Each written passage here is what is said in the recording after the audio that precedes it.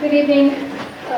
The regular meeting of the South San Antonio Independent School District Board of Trustees will come to order. Today is January 23rd, 2019, and the time is 6 p.m. At this time, could we have roll call, please, Michelle? Mrs. Mandy Martinez. Present. Mr. Luis Ibarra Jr. Here. Mr. Homer Flores. Here. Ms. Shirley Ibarra Peña. Here. Mrs. Connie Prado. Present. Mr. Gilbert Rodriguez. Present. Mrs. Edna Flores. Present. Thank you. At this time, could I have everybody please rise for the Pledge of Allegiance and the Texas Pledge? Thank you. To the flag of the United States of America and to the republic for which it stands, one nation, under God, indivisible, with liberty and justice for all. Honor the Texas Texas flag. I pledge allegiance to thee, Texas, one state, under God, one and indivisible. Please bow your head in prayer. Dear Heavenly Father, please guide our hearts as we conduct our district's business this evening. Help us to make the right decisions for the students of South San ISD. Thank you for the continued support from our board members during their month of appreciation. We ask this in your name. Amen. Our call to action. All students enjoy successful education experiences, empowering them to make decisions while enriching their lives in the future they create. Thank you. And for the record, the time is 6:20 p.m.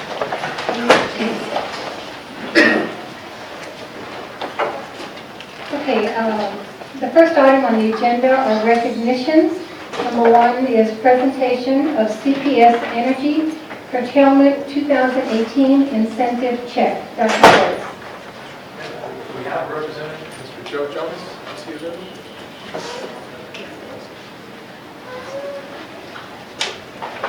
Dear President, board members, Dr. Flores, special guest, thank you so much on behalf of CPS Energy for inviting us here today to present this big check to you. It's for $30,362.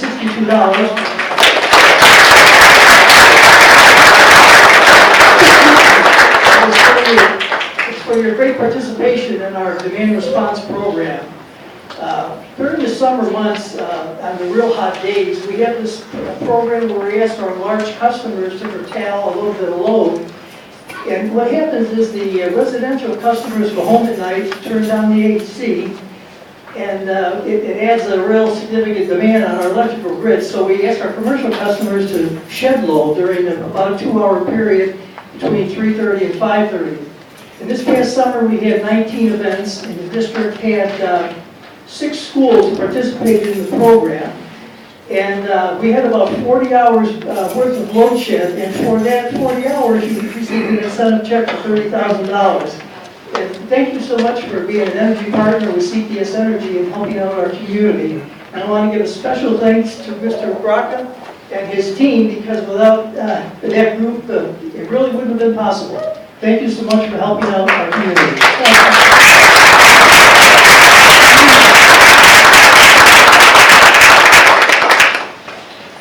At this time, I'd like to ask the board members and the superintendent, Dr. Flores, come down and take a photo with Mr. Becerra for check.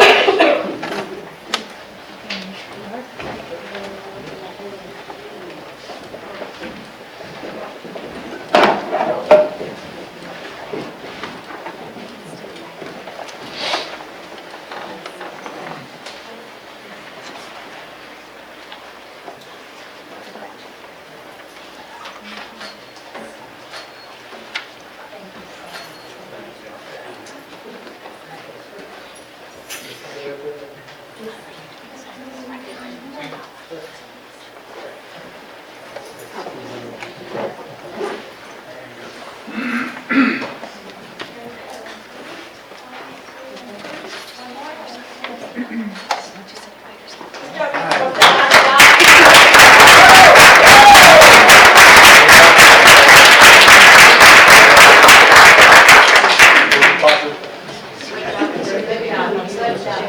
members, please will stay for our next recognition. Back up. Our next recognition is a district employee recognition. Dr. Porter. Chief Phillips?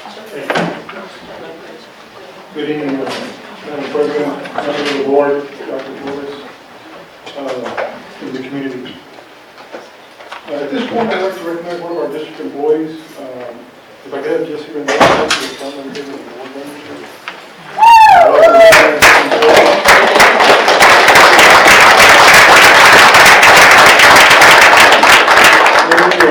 Go into further detail. During the winter break on December 23rd, 2018, Jesse Rendon, lead custodian for the South San Antonio Independent School District, and his wife were en route to an early morning to the grocery store. As they passed by Athens Elementary School, they observed an individual who appeared to be yanking on cable out of a metal electrical box.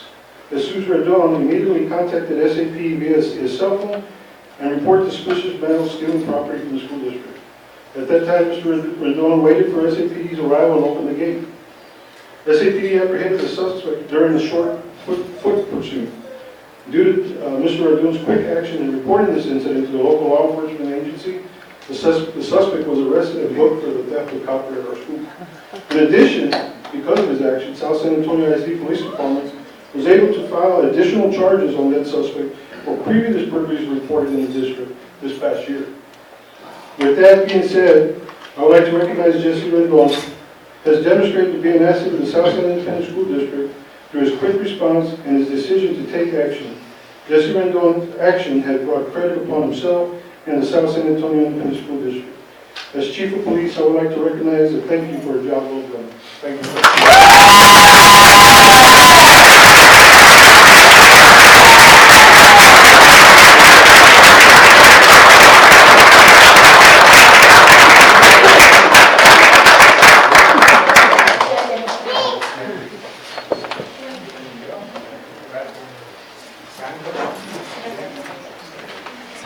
Stand in the center, come on. There you go.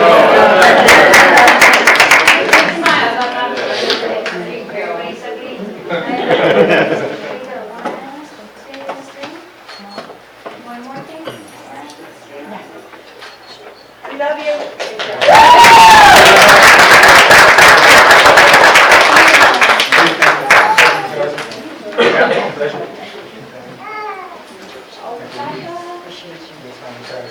Thank you, sir. Bye.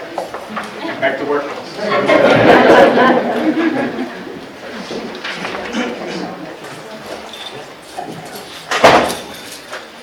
Okay, that concludes our recognition. Board members, at this time, without any objection, I'm changing the order of the day and moving the closed session segment to the end of the agenda, just before the adjournment. With no objections, I'd like to move forward if we could. Okay, now hearing none, then we'll move forward with the agenda. The first item is the superintendent's remarks. Dr. Flores. Thank you, President. So first of all, I'd like to thank everybody who made it out here today to our board meeting. Thanks so much for your attendance and your support of the district. We're truly grateful for that. Just in general, we do have good news to report in addition to the CPS check that we received. We were just made aware yesterday that TA just awarded us a $750,000 community partnerships grant. So that also deserves a lot of recognition.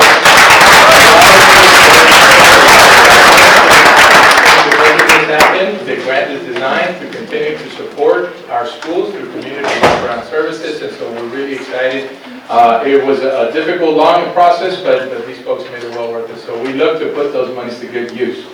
Another note, I definitely would like to introduce some new faces into our district. Our new Chief Academic Officer, that's Dr. Ramiro Nava. Dr. Ramiro Nava has he most recently served as the Executive Director of Student Support Services, and they have done a lot of great work in the previous district, and so we're excited to have him back into our district. And the other big notable mention is the addition of our new Chief Financial Officer, Ms. Bettine Kaiser. Ms. Bettine Kaiser, Director of Finance out there. She has over 28 years of experience.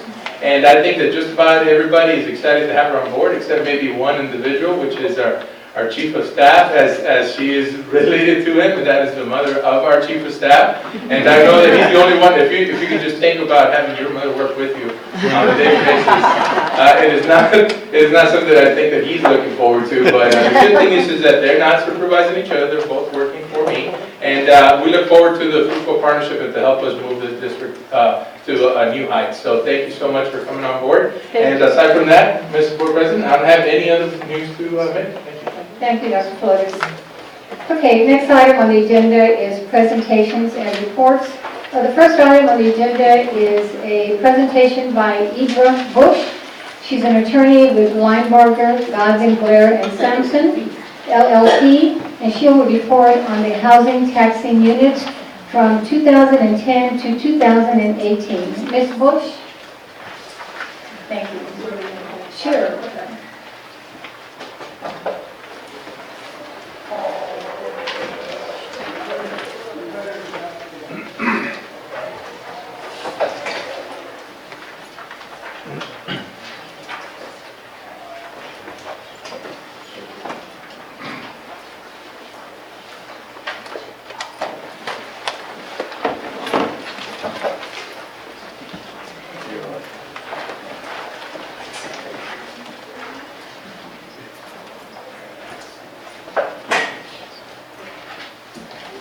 Thank you so much, Madam President.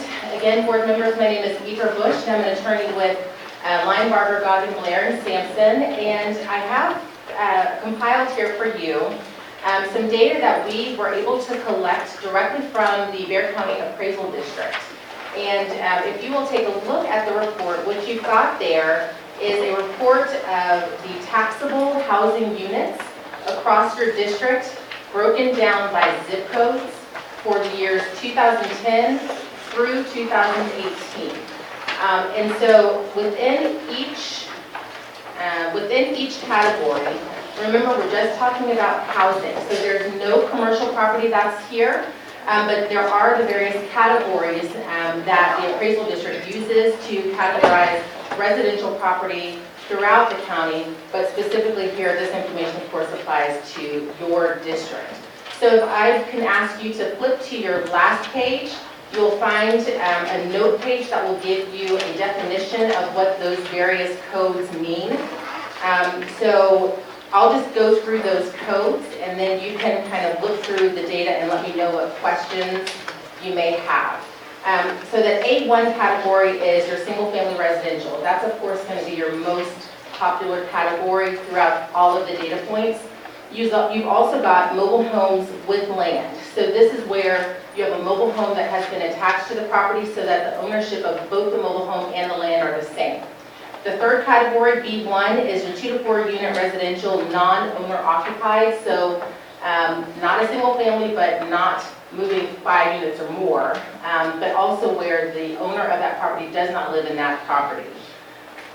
B2 category is your over 4 unit residential, so that's going to be anything from a 5 unit property all the way up to your several hundred unit apartment complexes, and each one of those will count as 1 unit.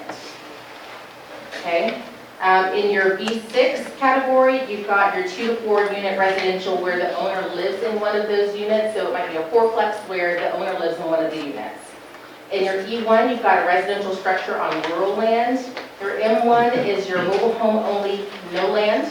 Okay, so that means that that particular unit is the mobile home itself, and it does not include the actual real estate that the mobile home sits on. And then finally, O2 is your builder inventory, where a builder has built the property, but they have not sold it yet. So that's its own category as well.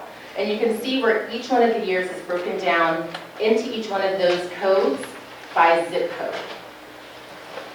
Can I answer any questions for you? I will give the caveat, this is of course the appraisal district's data, so I can try to interpret it as best I can. Other than that, I'll be taking questions with me to refer back to them. Thank you, Ms. Bush. Board members, are there any questions for Ms. Bush at this time? Madam President, I do have one, and she may or may not.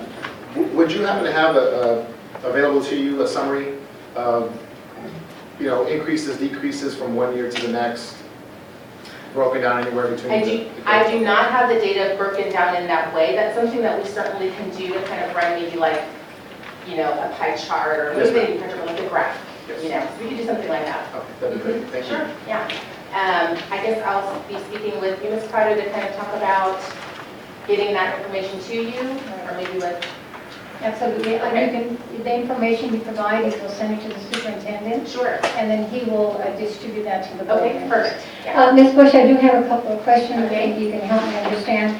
I know that you had mentioned that the A1 is the single-family units, Yes, and that B2 is the over 4-unit residential. Am I to understand that that would include apartment complexes? so B2 is going to include your apartment complex. Your apartment So complex. whether that apartment complex has 5 units or whether that apartment complex has 500 units, that 5-unit complex and that 500-unit complex in this category will each count as one. Okay.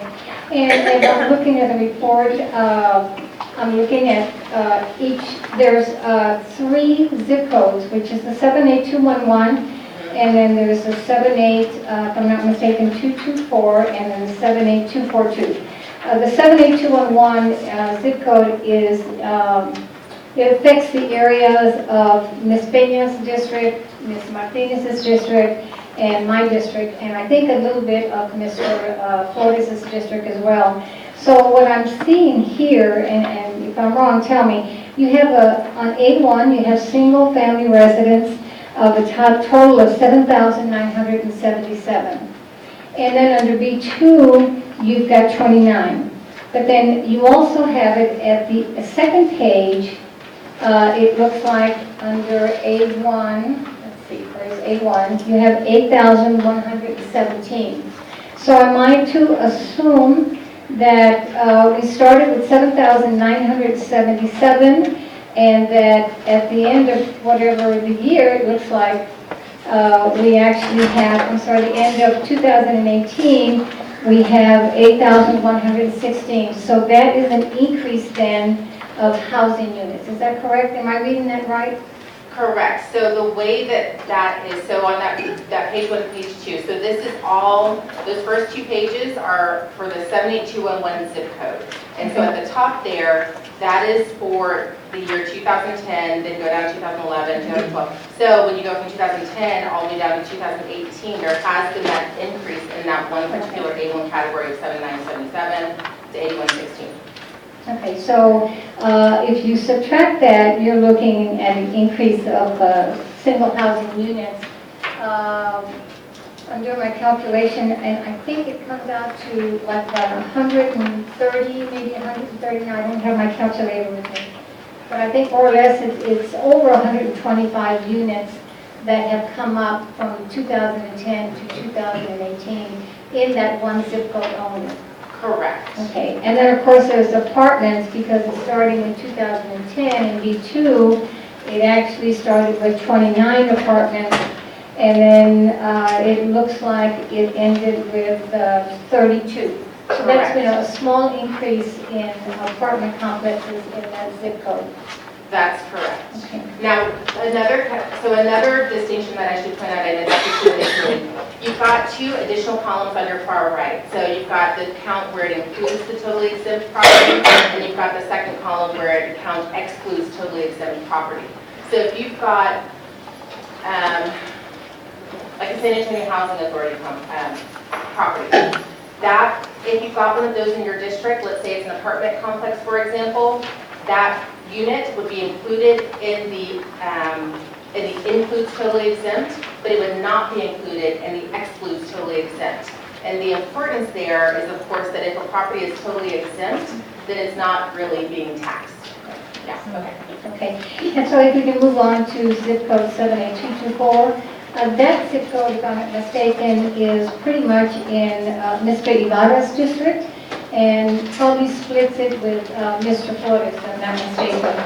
And so if you're looking at 2010, the single-family units, in 2010, there were 3,743.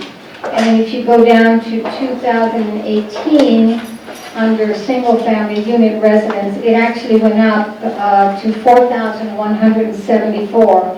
And my calculation, if I'm right, let's see, you subtract that, you're looking at an increase of 431 housing units to that one particular zip code.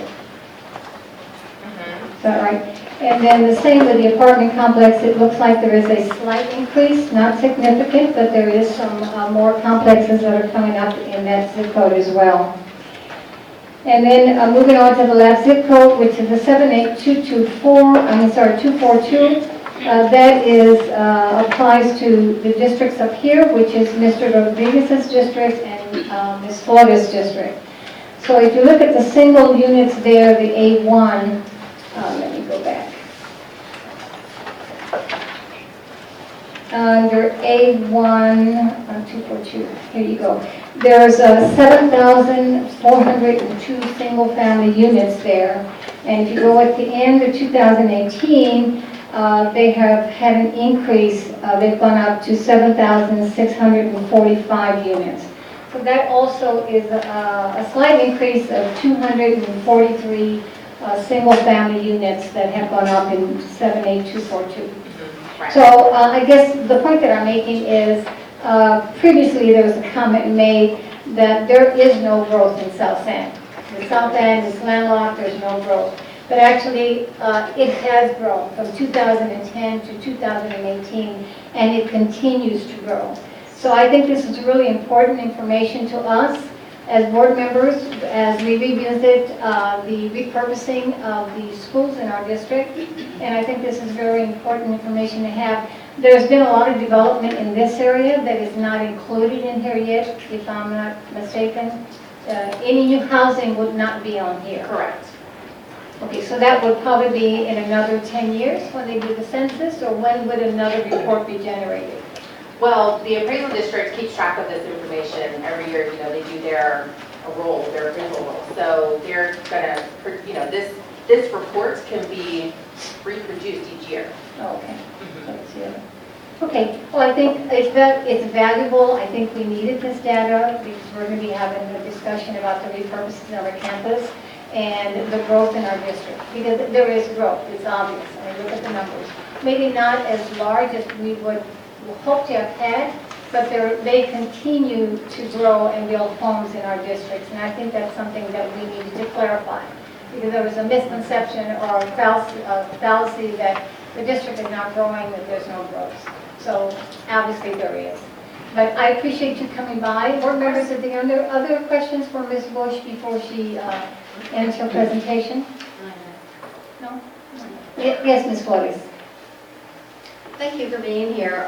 Could you one more time clarify what excludes totally exempt besides the housing?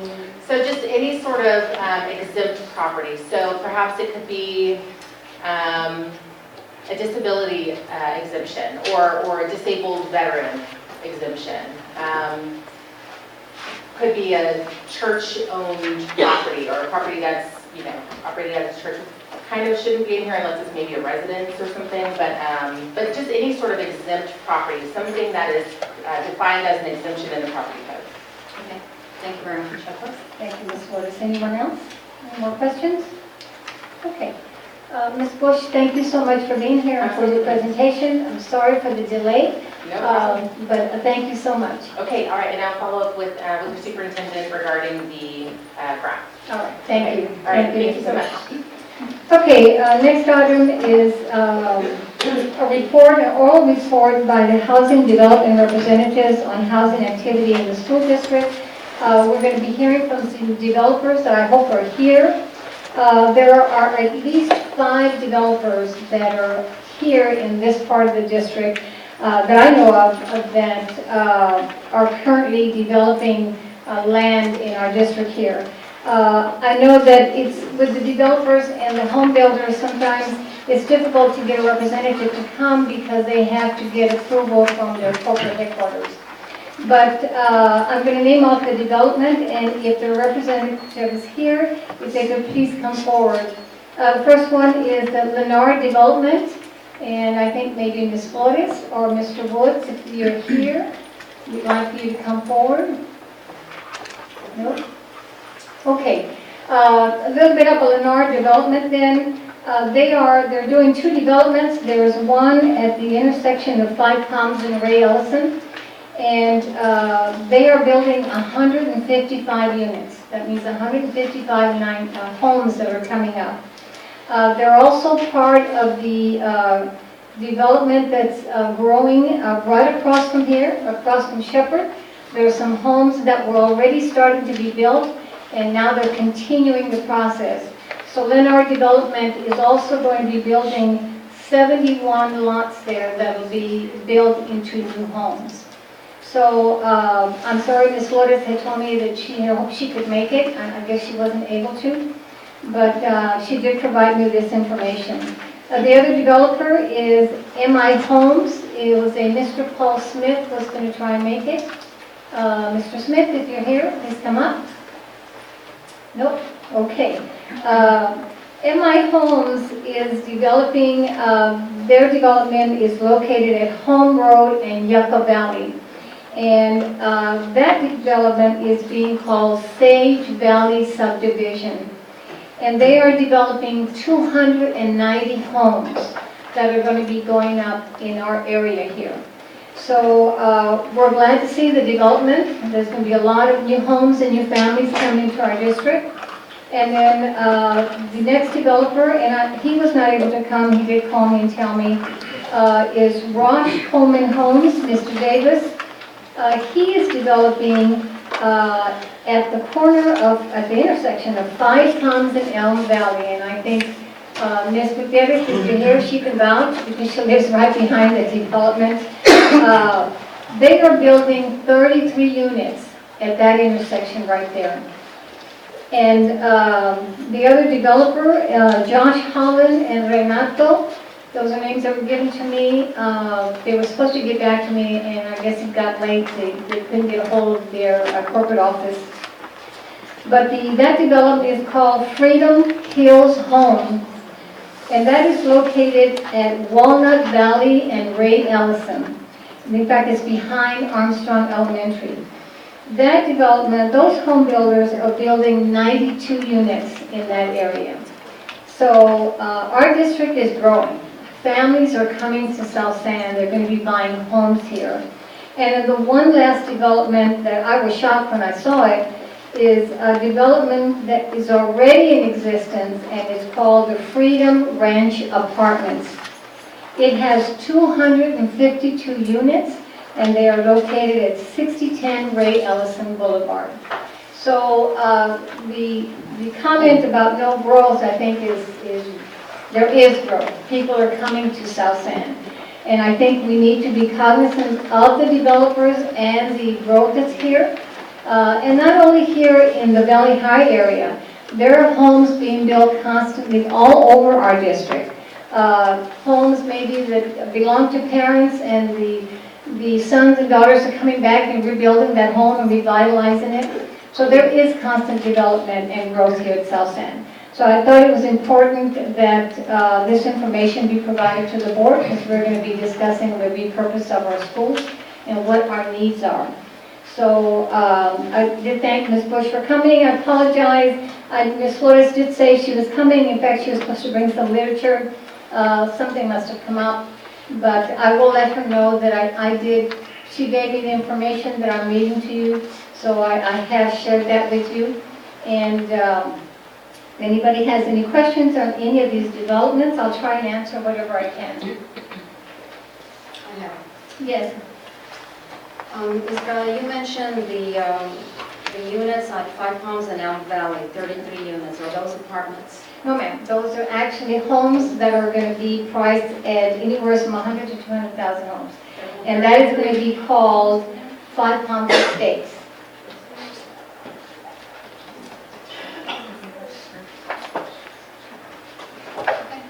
Thank you. Any other questions? No? Okay. Okay, if there's none, then we'll move on with the business at hand. Okay. Next item on the agenda is the report on board constraint number 1. The board collectively and trustees individually shall not perform or appear to perform any of the roles delegated to the superintendent. This is a constraint that we as a board have come up with, and every month at our regular meetings, we must review one of our constraints.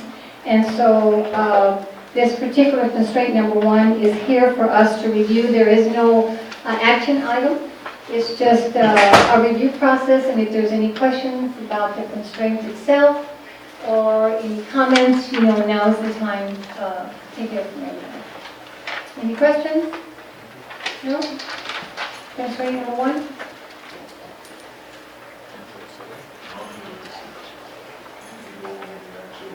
You want to go over the constraint? Well, we discussed the previous quarter. Okay. So do we just read the constraint into the record, or? And you need to indicate which board we're talking about. Okay, I think this is not, I don't think this is the first time that we've done this constraint number 1. I think we've done it previously. So, excuse me, let me get in here.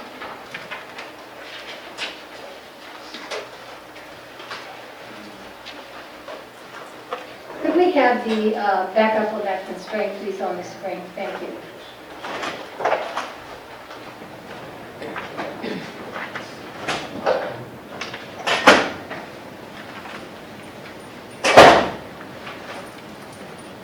Okay. Do we have that on the slide? Okay. We're in compliance with the Lone Star Governance Monitoring Calendar, a report on board constraint number 1. The board, and as I just read, collectively and trustees individually shall not perform or appear to perform any of the roles delegated superintendent. I don't have my LSG with me, so if you'd like to read the constraint, we can go over it. I thought it would be on the backup, but I don't see that. Well, that is the constraint as well. The constraint 1 is one of the constraints that we approved for the board. And it's constraint number 1. I guess what you're trying to ask is our evaluation that we're doing here as a board is over the last quarter. Right. And so when we looked at the agenda items over the last quarter, it starts with October. So that would have been October, November, and December. So we're looking at those 3 months. That's the quarter we are evaluating ourselves on. Now this constraint. we are evaluating the constraint number 1. Number 1, Right. And the board. Okay, the board, exactly. But since it's not an action item, it's just basically for discussion. For discussion, correct.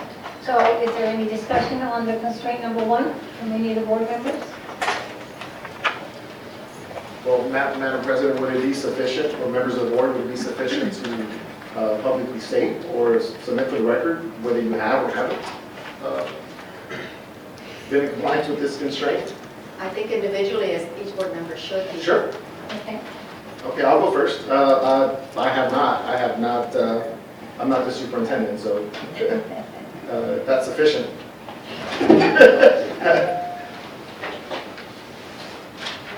I'll go second. Okay. I feel that as an individual trustee, I have not performed any of the roles delegated to the superintendent or collectively as a trustee.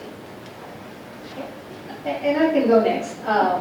I too feel that as trustees, especially with the new board members just having their training and orientation, I think it's pretty clear in our minds what our duties are as a board trustee and the duties of the superintendent. So I think we're on the right trajectory. I think we're working collaboratively, and I think we know where the boundary is. Anybody else? I'll go next. I am Homer Flores, and I have not performed or appeared to perform any of the roles delegated to the superintendent.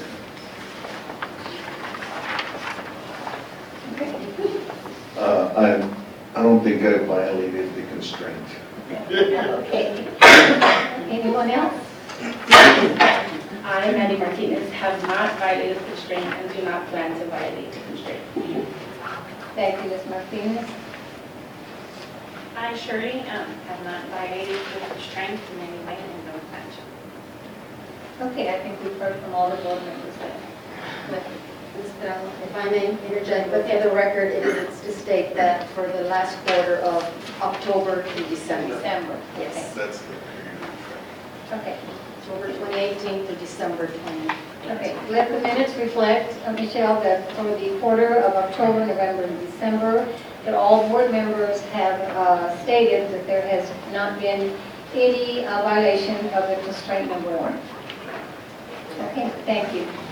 Okay, moving on to the next item then, it's mandatory report of the Texas Academic Performance Report taper per Texas Education Code 39.036. Dr. Flores. Yes, ma'am, thank you. Ms. Roscoe, please. Good evening, Madam President, members of the board. I'm going to present about the Texas Academic Performance Report. This is a yearly report that comes out from TEA. What we go through is actually, tonight what we're going to go through is the accessibility of it and showing you the different components since we have so many new board members. So the first thing that I feel is the most important is being able to access paper. I will pass this presentation on to Dr. Flores, who will then make it available. But what I have for you right now is on the screen is it's the link to TEA site. And then what you're going to do is, and I'm just going through this for you right now since I won't be able to go through each individually. You're going to choose the campus or district to be able to download the PDF file. One thing that has changed this year to make it more robust of a report is it's not just paper. This is the first year that it's not only available on the paper report, which you receive with the board agenda, but it's also available online. And some of those items online are not included in the report, and I'm about to show you one. So once you hit the link, you will choose how you want to view it. For this example, I'm choosing the district itself, and I want to show you the online part because you've already seen the paper presentation. So once you select it, then what you're going to do is it looks like the paper, which I know probably is disappointing considering it's online and what you already have viewed.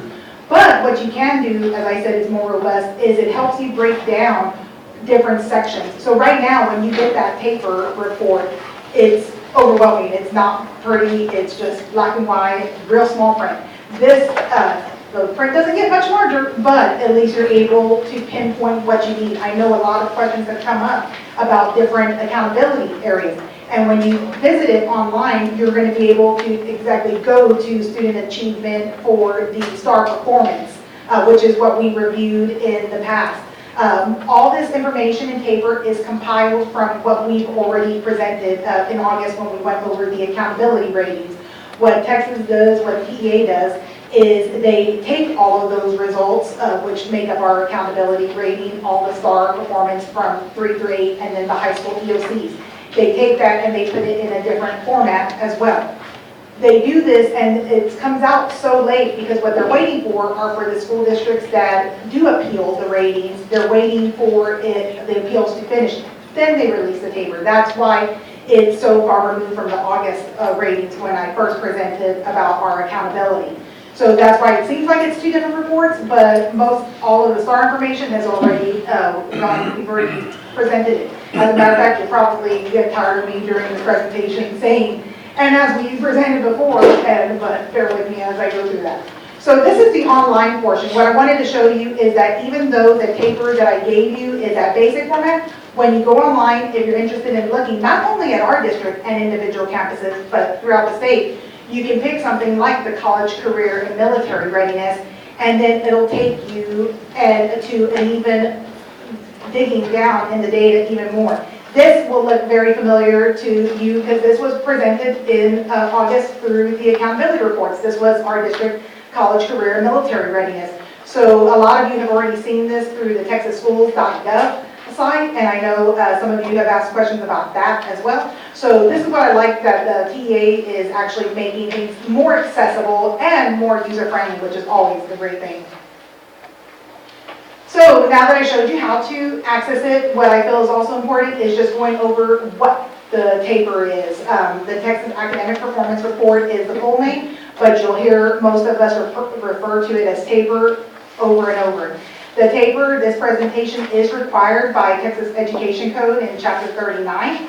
The reports aren't only for districts and campuses individually throughout the state, but it does, that website that I have hyperlinked, it actually will let you run report for the state itself and the different regions, our region being Region 20, and you're able to see even more data. And we all know I'm even up here, you know I love my data, so this is exciting to me. But the data is disaggregated by race and ethnicity. It is disaggregated by special education, our economically disadvantaged, and our English language learners. And the report provides information on the district's accountability rating, which was presented in August. It does have a link at the very end for the district's financial reports that's presented each month. And it also goes through student performance, and it has student and staff demographics as well, which is an interesting way you're looking at it, because you look at the performance part, but we don't always get to see that background of the student and staff demographics. And then it's hit some special programs. So I'm going to start on page 1 of them. I'm not going to go through all the pages, so I know some of you are like, oh my gosh, you gave us the pages already. But I want to show you the cover sheets. So what I have is the cover sheet, which was submitted with the agenda item, and it has our accountability rating. So our accountability rating, what's different about it is last year it was only displayed as met standard. This year, if you remember, we moved to districts having letter grades. So this year, the districts are rated by letter grade, so that's a difference on it. And it's rated, it's showing the letter grade now because the accountability formulas changed again last year. So when we're looking at the letter grades, that's what we're seeing. If you were to pull a campus TAPER, then you would still see the Met standard or improvement required. You would still see that because it's not until this next accountability year, 2019, that the campuses will receive letter grades. So the next section of the cover sheet, this has been on it before, but it's an area that that the whole district is proud of. It's the special education determination status. It does state needs assistance, but what I want to tell you about that rating is that last year when we had it, some of you will remember that we were rated as needs substantial interventions. That means through the performance-based monitoring analysis system, we were at stage 4, which is the highest stage you could go. And so it was shown that we needed substantial interventions. This year, with the hard work that special education has done with the curriculum instruction department, not only with training the teachers, but their special education teachers and paraprofessionals, and going to the different meetings and going through the, digging through the data, we made significant gains. And so now we're at a stage 2, which is fabulous, because what that means is we don't have to make a plan to the state. When we were at stage 4, we had to go through quarterly meetings with the state. I worked with the special education department. They wrote their targeted improvement plan. We had phone calls with special ed and curriculum, and we reported. And throughout all that hard work, we were able to go from stage 4 to stage 2 in 1 year.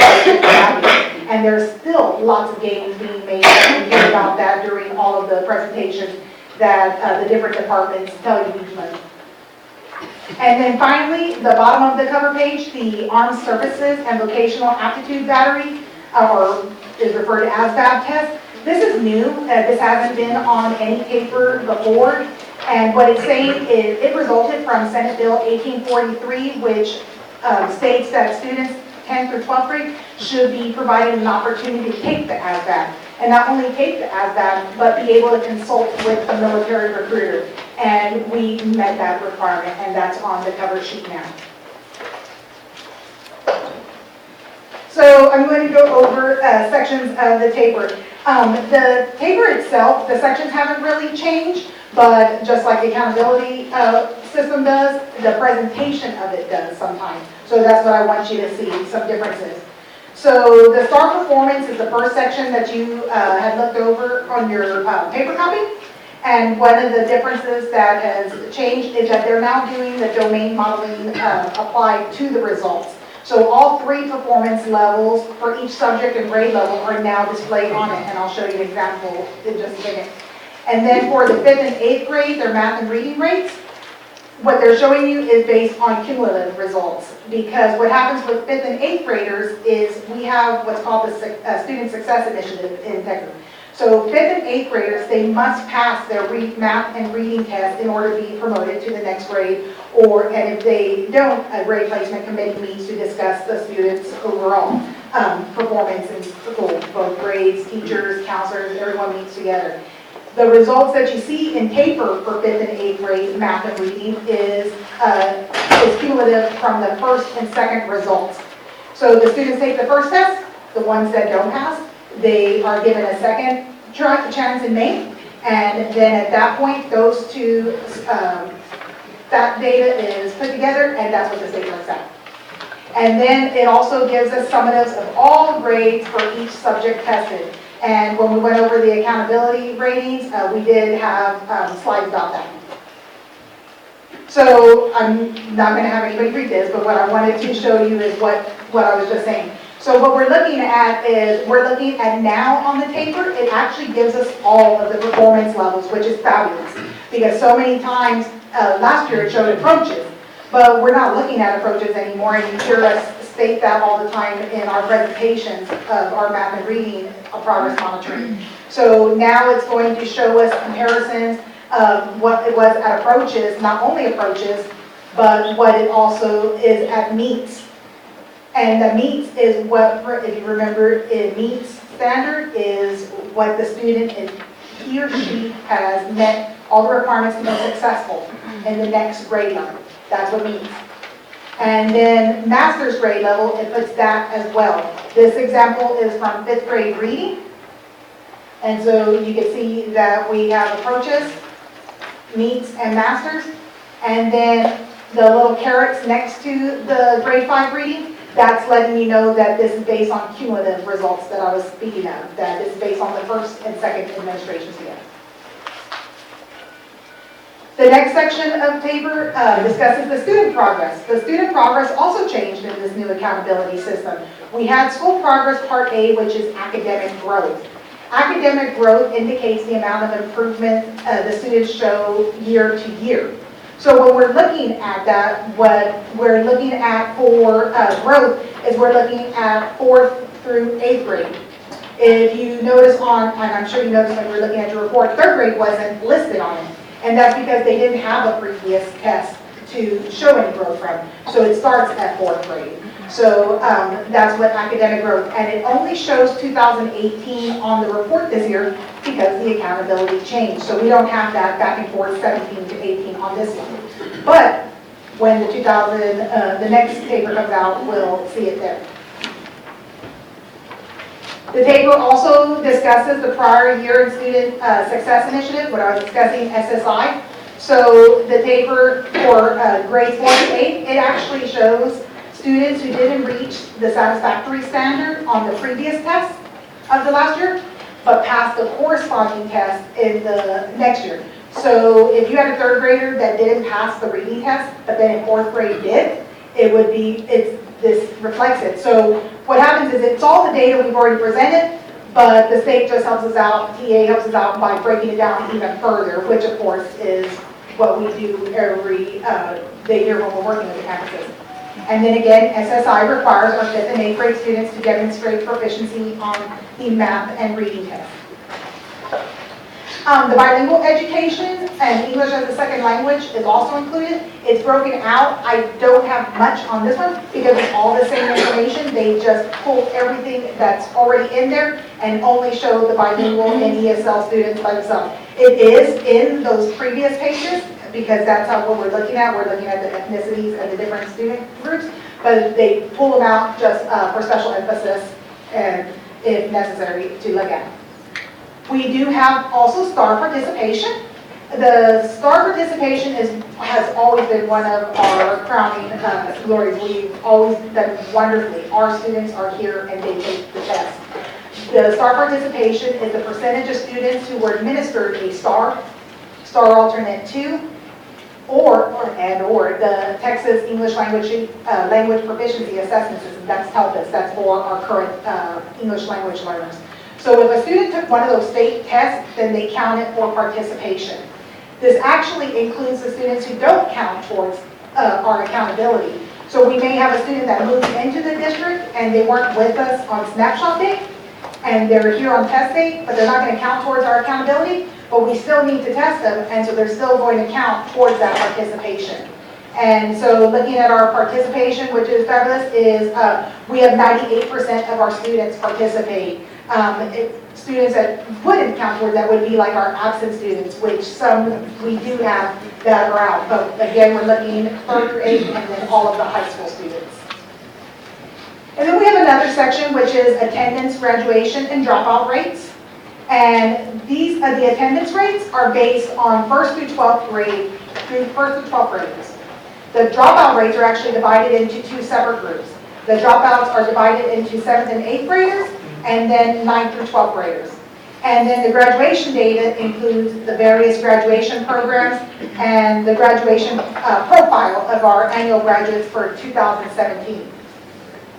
Now on this one of the areas that you can submit questions, one of the areas I received questions on was about the 2017 rates. So one of the questions I received was about the dropout percentage. And it was showing a very high dropout percentage of 47%. And so one of the items was what happens to it. And what I need to explain is what the dropout is. So when a student enters high school for the first time as a freshman, they enter a cohort.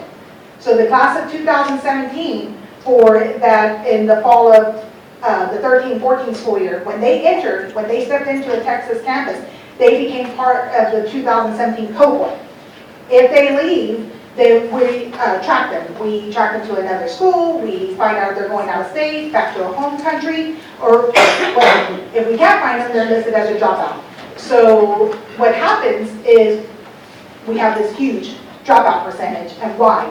So what actually happened was in 2012, 13, it was 12-13, I believe. What we have is we actually went into a partnership with the BCFS Health and Human Services, and we had opened an immigrant shelter in the district. And what we did is we actually housed students that were coming in to the country, and then with that organization, we enrolled them. If they were of high school age, they all were enrolled as freshmen. So when you have that, most of these students, as I look back on record, most of these students were with us for maybe 1 to 10 days max.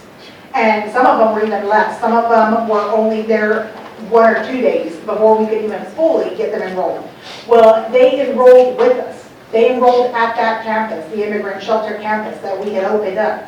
And once they left, whether they went back to their home country, whether or not the government or this organization placed them somewhere else in the country, they count as a dropout if we can't find them. And years ago, after the immigrant shelter opened, I was here, and I do remember that this had been addressed by the state. We have something called the data validation monitoring, and what they monitor leavers. That's what a student that leaves, leaver. And so we have already addressed this with the state back then, and they understood that we didn't have any control over the students leaving and being placed in different areas and not having contact. Some of them we couldn't find just for their own protection. We weren't able to get 40 numbers or addresses, something like that. So all of those students, which was over 500 students, counted against us on this. There wasn't an exception for it. So we did do a lot of legwork. I mean, we were calling years ago. I remember this brought back memories. I mean, we were calling all over the country trying to find these students through family members, through other organizations. But because they were enrolled with us, that's why it is. So it's not really a true reflection of the dropout rate. Because remember, this is the district rate itself. And so that was one issue that was asked. Also, what was asked in this section is what the acronym this acronym stood for. And what it actually is replaced what was GED. It's the Texas Certificate of High School Equivalency. So it's no longer titled GED. It's now Texas CHSE. So it's the Texas Certificate of High School Equivalency. And that's why you no longer see the acronym GED in the list. And another question that was asked was, okay, well, that graduation rate made some bells go off, so how does this affect us in the accountability rating?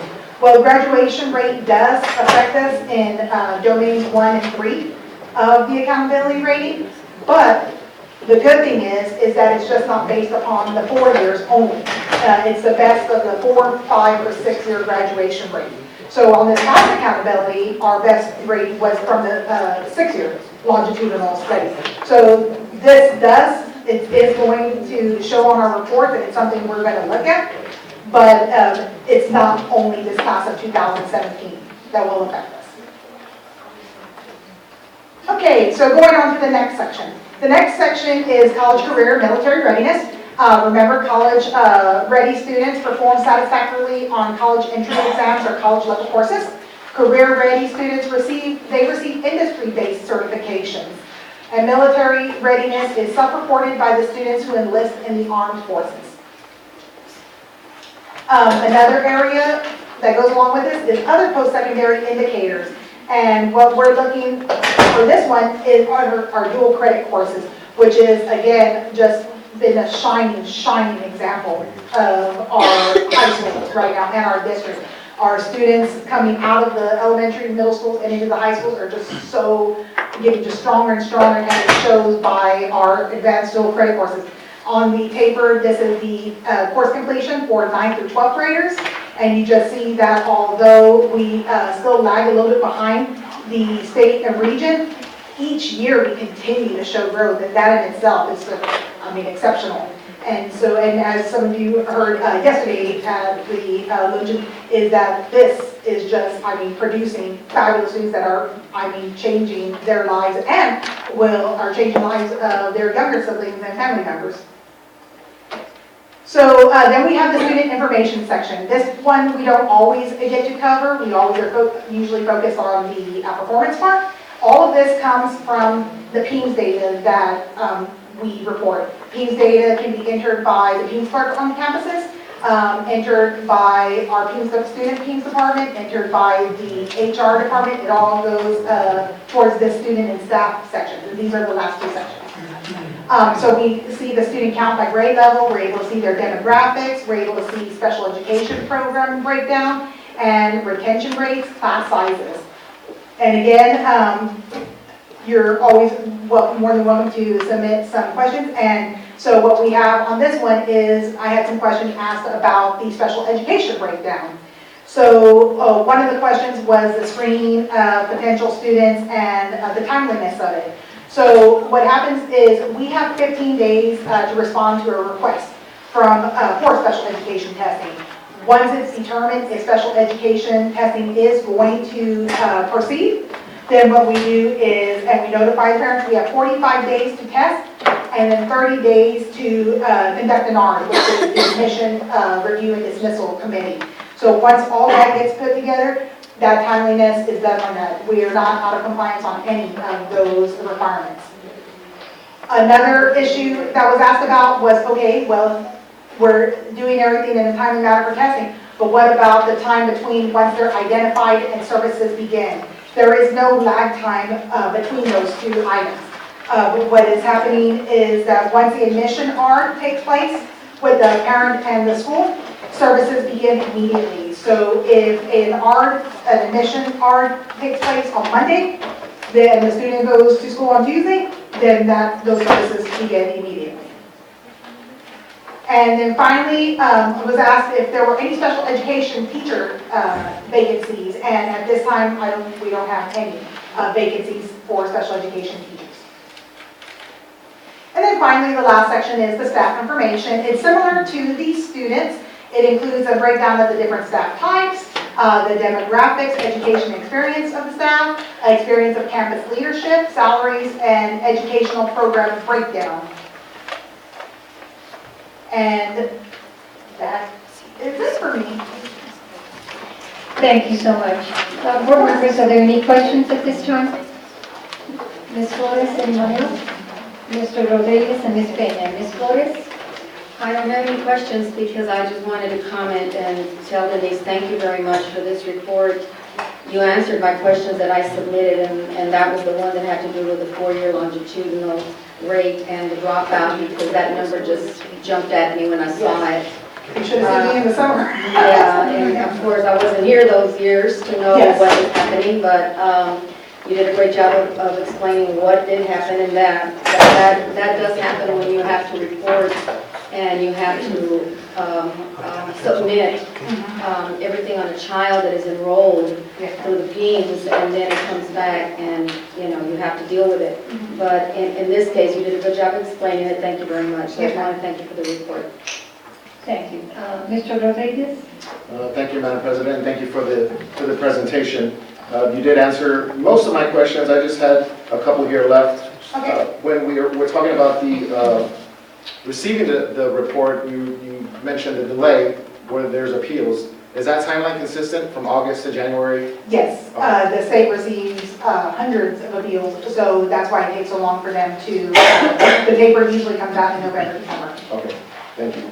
And then the system where you discussed when a student enters a campus in Texas somewhere for the first Yes. time as a freshman, Yes. and we're trying to track the movement. Yes. And do we use PEIMS to track that movement? For instance, if a student left We from do. one district to another, we're able to access that data? Yes, what happens is once a student withdraws from the school, my PEIMS clerks on the campuses, they have a parent has 3 days to enroll the student somewhere else. So what the clerks do is after 3 days, they call the school where the parent withdraws, they actually put where they intend to enroll the student.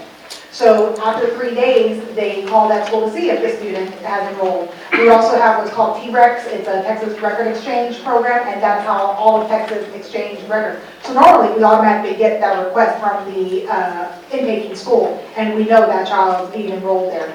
When we don't, when those 3 days pass and we call the school that they said they were going to, that's where a little bit more late work comes in, and then I have 2 truancy officers who work with me, and they then are tasked with trying to find them. We have, at the beginning of each year, we have a school start window is what it's called, and from the previous year, we are able to try to locate them. It's a lot of work because there are a lot of students that we aren't able to track. Luckily, it's that those 7th and 8th grade and then the 9th through 12th graders. But we do have quite a few. But through PEIMS, through phone calls, through family members that we try to find out in the district where they went, it's a lot of detective work, so I might have a job. Right. Okay, thank you. Thank you very much. That was all I had. Thank you, Mr. Rodriguez. Ms. Peña? Thank you, Madam President, and thank you, Denise, for the presentation. No, not all. I just have a question. When you talk about the special education and you said there was improvement, what type of improvements were made? I can't give specific improvement, but I know in the past presentation, when the iStation and the map data and the fondness of the noun have been presented, there have been, parts of those presentations have spoken about the collaboration that the special education department and their staff and the campus staff have been working with, going through the trainings with the balanced literacy and all that. If you need anything more specific, you can pass it along to Dr. Flores, and I'll be happy to find out for you. Thank you. Any other questions? No, I do have one. Thank you for the presentation as well. I'm glad to hear that our numbers have increased. While it doesn't sound like it's a good thing, but it is, because we were falling behind on the number of special ed kids that we were servicing. So I'm glad to hear that that has gone up, and I'm hearing that next year will be even better. I think we were at an 8, we've gone to a 9 according to the taper, and we're hoping to at least go into a 10, unless, you know, those will change into a higher number. But I'm glad to see that we're meeting what is required this standard. Thank you so much. And I just have one follow-up question to the questions that I submitted. What would cause a delay in testing? What reasons would cause a delay in testing? I can't answer that, ma'am. I have to find out, I have to speak with the department itself. we are not out of compliance for a delay in testing, so I would have to see what that would, But I know we always try to meet that Oh, deadline. yes, on the right definitely. days, But if there was a delay, I was curious, what would cause a delay? Would it have to do with maybe the student, the parent, staff, time? Typically, if you do have a delay in any kind of testing, it'll be because you are short evaluators. Evaluators across the state are in short supply precisely because of the latest mandates that have come down from the feds, where they're talking about we have to make sure that we provide the services for any parent or any student that felt that they were turned away at some point because of the cap that the state had in the past. And so now evaluators are in high demand and in short supply. And so if there was ever a situation where you have that kind of delay, that would most likely be the case. Never in an event where you have a transfer student that comes in and they need services or require services, the charge on the receiving district is to provide services ASAP, and then we'll have the art later. It doesn't matter. The most important thing is receiving services in a timely manner. But if there was a delay, it would be because of the supply. That's the only thing that I can think of right now. Okay, I think you've answered my question. Thank you. Thank you for your presentation. Yes, ma'am. Okay, next item on the agenda is the public hearing to discuss South San Antonio ISD 2018 School First Rating and the Financial Management Report. Dr. Flores. Yes, ma'am. Ms. Kaiser?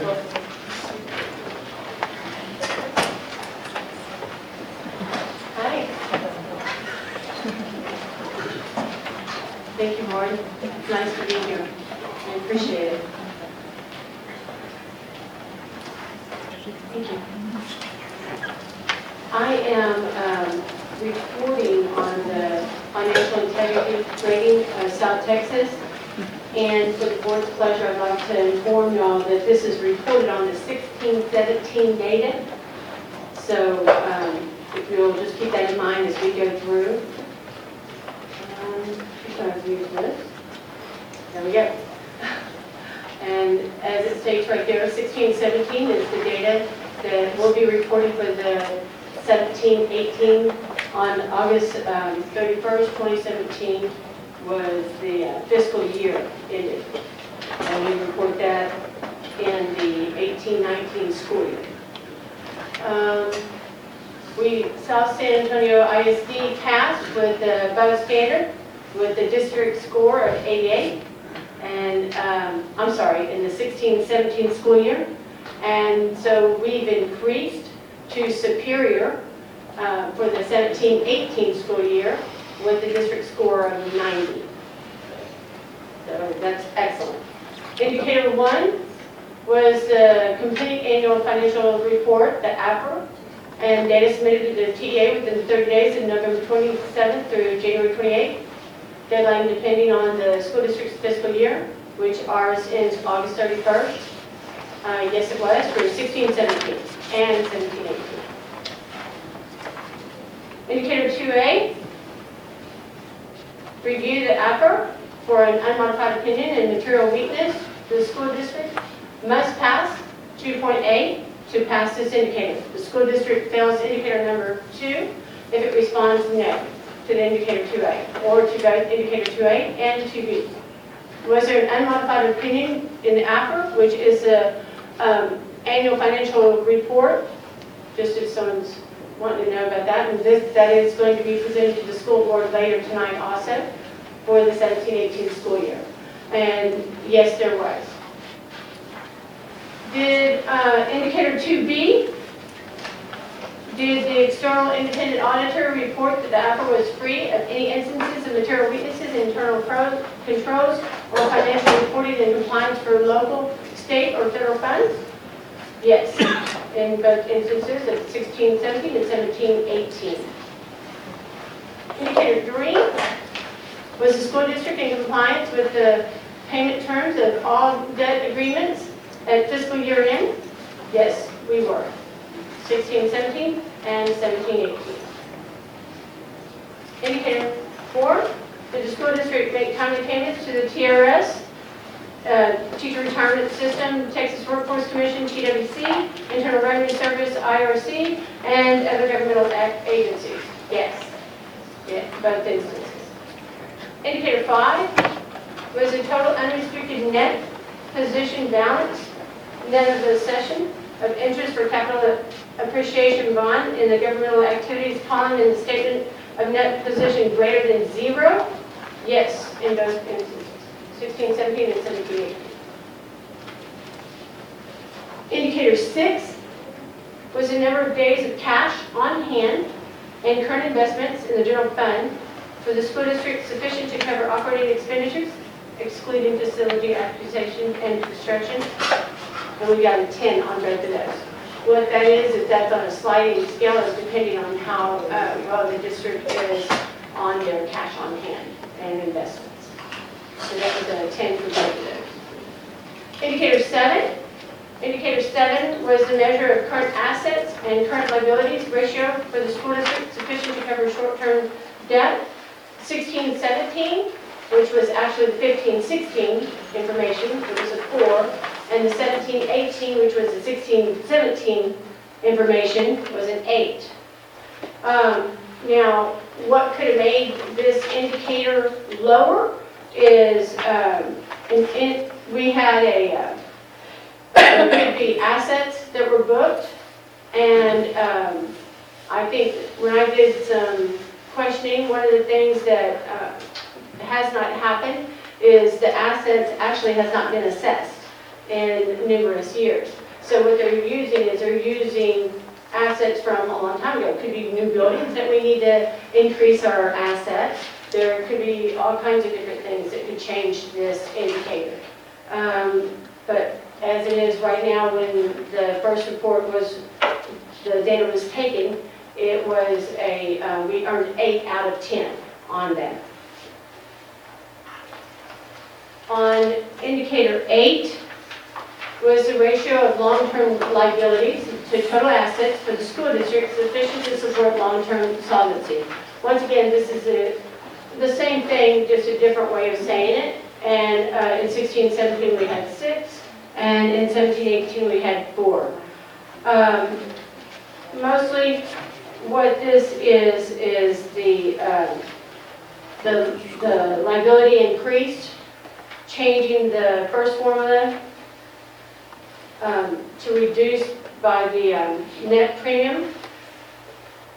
Assets were relatively the same because, like I was saying before, no one has assessed them. I don't know that the school district wants to spend money to do that, other than basically one thing the school district can do is we can do our own assessment and try to have each school turn in their own assets, and then we can go from there, go to our own file to see how close we are to what we have on file. Indicator 9.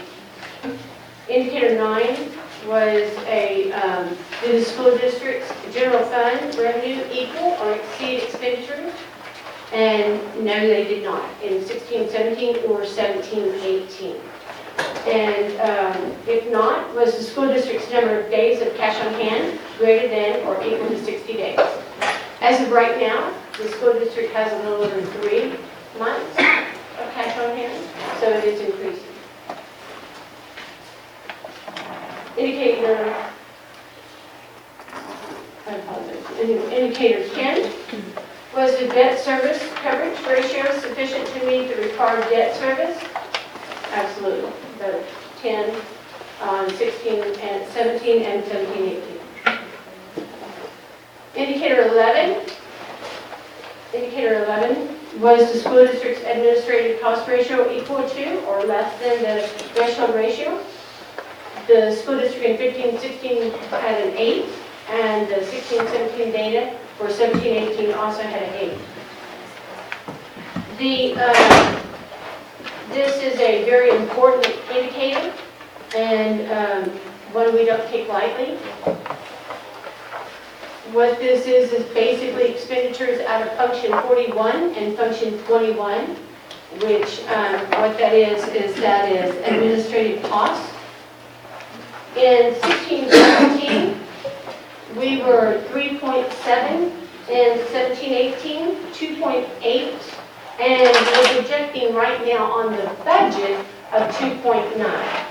None of our function budgets went over last year, so I'm going to do everything I can to watch our cost ratio. Another thing that affects your administrative cost ratio is when you have positions that are not filled. And also if you have people that are hired at lower, that can do other duties other than just administration. So we'll be watching this indicator. Indicator 12. Did the school district not have a 15% decline in the students to staff ratio over 3 years? And we received a 10 on both of those. Indicator 13, did the comparison of Public Education Information Management System, or PIMS, data to the information in the school district average result in a total variance of less than 3% of all expenditures by function? We received a 10 on both of those, meaning that our audit report, what is reported by the district's auditor, and what is reported to the PIMS at TEA was within 3% variance.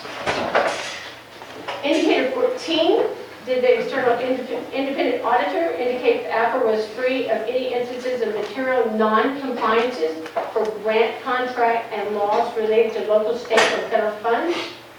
10 on both of those. That was the 16-17 to the 15-16 and 16-17 to the 17-18. Indicator 15, did the school district not receive an adjusted repayment schedule for more than one fiscal year for an over allocation of Foundation School Program, or FSP, funds as a result of financial hardship? And we received 10 on both of those, bringing a total of, for the 16-17 to 88, and as I reported before, the 17-18 to 90. Another thing that is reported for during the first is reimbursements received by the superintendent and board member. And please remember that this report is on the 16-17 data, and so you didn't see those expenditures there. And what we report on there is we report meals, lodging, transportation, anything that the district pays for the school board members or the superintendent to attend training, meetings, or anything like that. The next one is any gifts that were received by the superintendent or board members. They're also required to declare gifts that are over $50, and there was no decoration. Outside compensation, the superintendent is required to just let us know whether he made any outside compensation, and if so, with whom. And so it was $25,000 to we staff. And that's the only information we got on that. On business transactions between school districts and board members, this is totally legal. They have to fill out a form to say that they are not in any kind of conflict for business. And once they fill that form out, then we can they can do business with the district just as any other vendor. And the only one was one board member, because she provided CPR to school district staff. And that's it. I'm here to answer any questions that I can. And if I can't answer the questions, because this is my third day, I will definitely get back to y'all. Thank you for the presentation. Board members, are there any questions? Mr. Rodriguez? Thank you for the presentation. Thank you, Madam President. Just one, my first question is, this is a self-evaluation, correct? But my question derives from one of my questions when I submitted regarding indicator 14, the response was that there was a typo. So that leads me down the path of, well, who prepared the report? Is it something that was sent to us, or is it something that we generated? Oh, thank you. I understand what you're saying. Right. I apologize. No, sir. It is not. It is prepared by TEA, But this slide presentation was hand-keyed by our staff, and there was one typo on there. Okay. Yes, sir. Okay, thank you. Yes, sir. Okay, It is all data that is reported to PINGS and other reports that go to TEA. thank you. Yes, sir. Also, you mentioned the facilities assessment. Yes, Now, sir. I believe I understood you to say that it hasn't been done in years. That's what I was So told. my question may be for Dr. Flores then. When do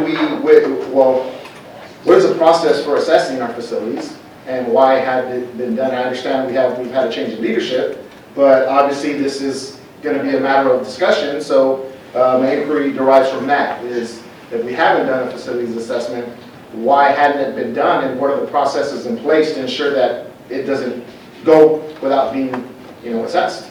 So. I think I can speak to that first, and then maybe Dr. Flores could follow up on it.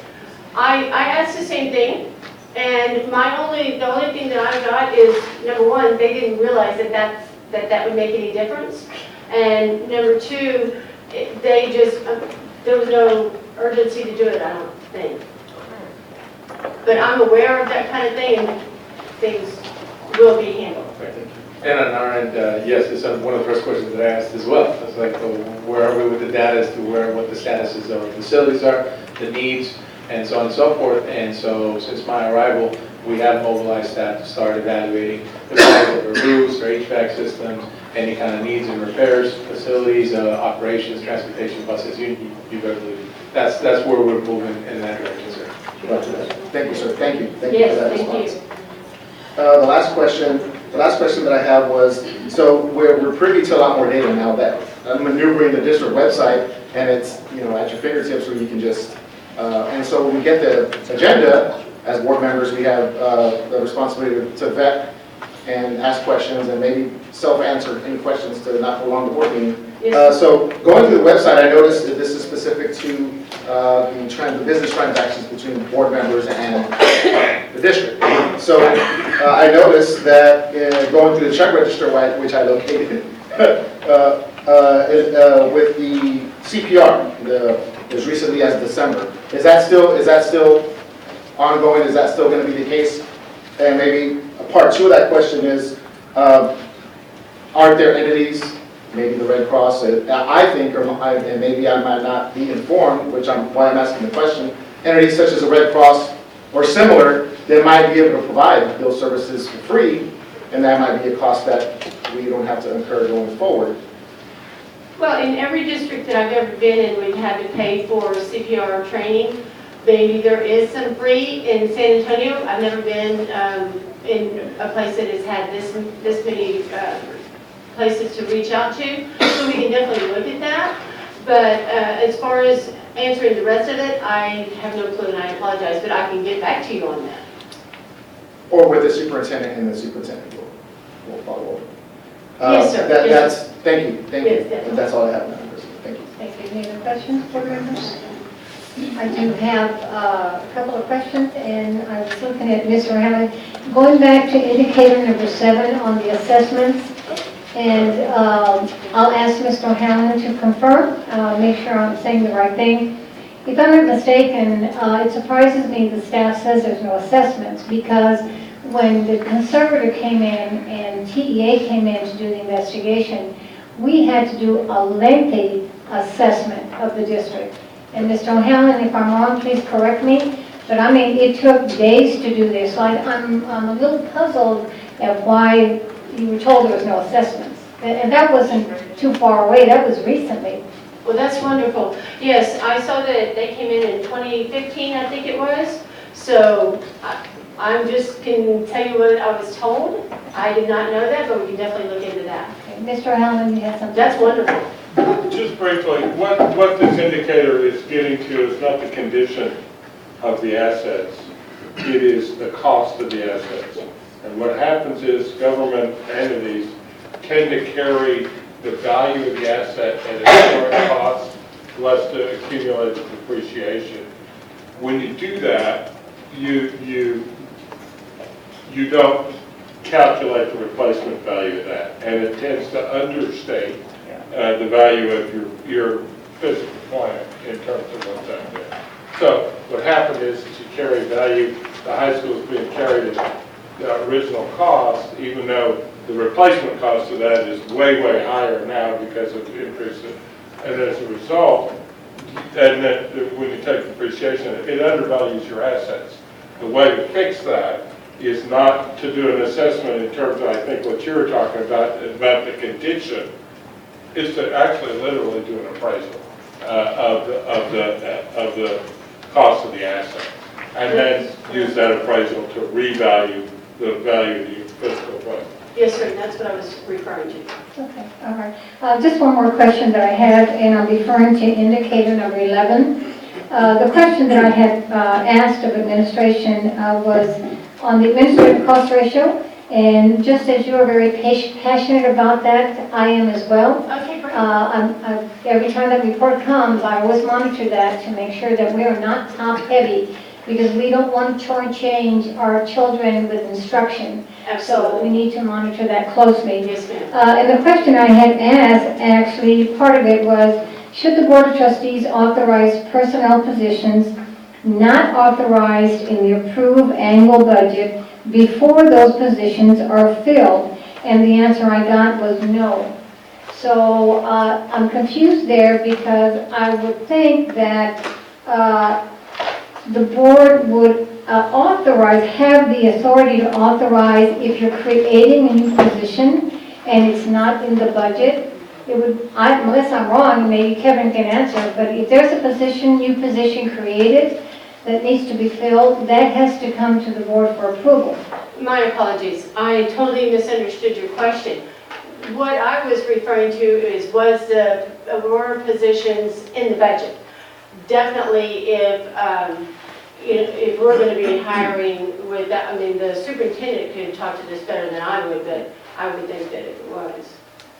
So with any positions, for example, any of the hires that have been done recently, there's been a vacancy available, and there were a lot of positions that were not filled from the time of my arrival. So there has been no need to create a new position at this point, because we have had current vacancies. In the event of a reassignment, then we can reassign that person to a vacant position to allow the opportunity for the addition of a new academic officer or financial officer, without having to create a new position or of that sort. Okay, and I think I agree with you 100%. It was the question about when a position is created, that is something that has to come to the board for approval. Right. If it's a new position. Right. Is that correct? Okay, I just need a clarification. I on that. misunderstood your question when I answered it. All right, Thank you. thank you so much. Yes, And thank you for answering our questions. Okay, board members, I think, yes, Mr. Flores?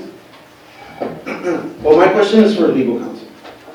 And under the business transactions between school district and board members, and I believe I'm going along the lines of Mr. Rodriguez, I'm asking, is it common practice or is it okay for a school board member to have a business and get paid by the school district? Is that okay to be done?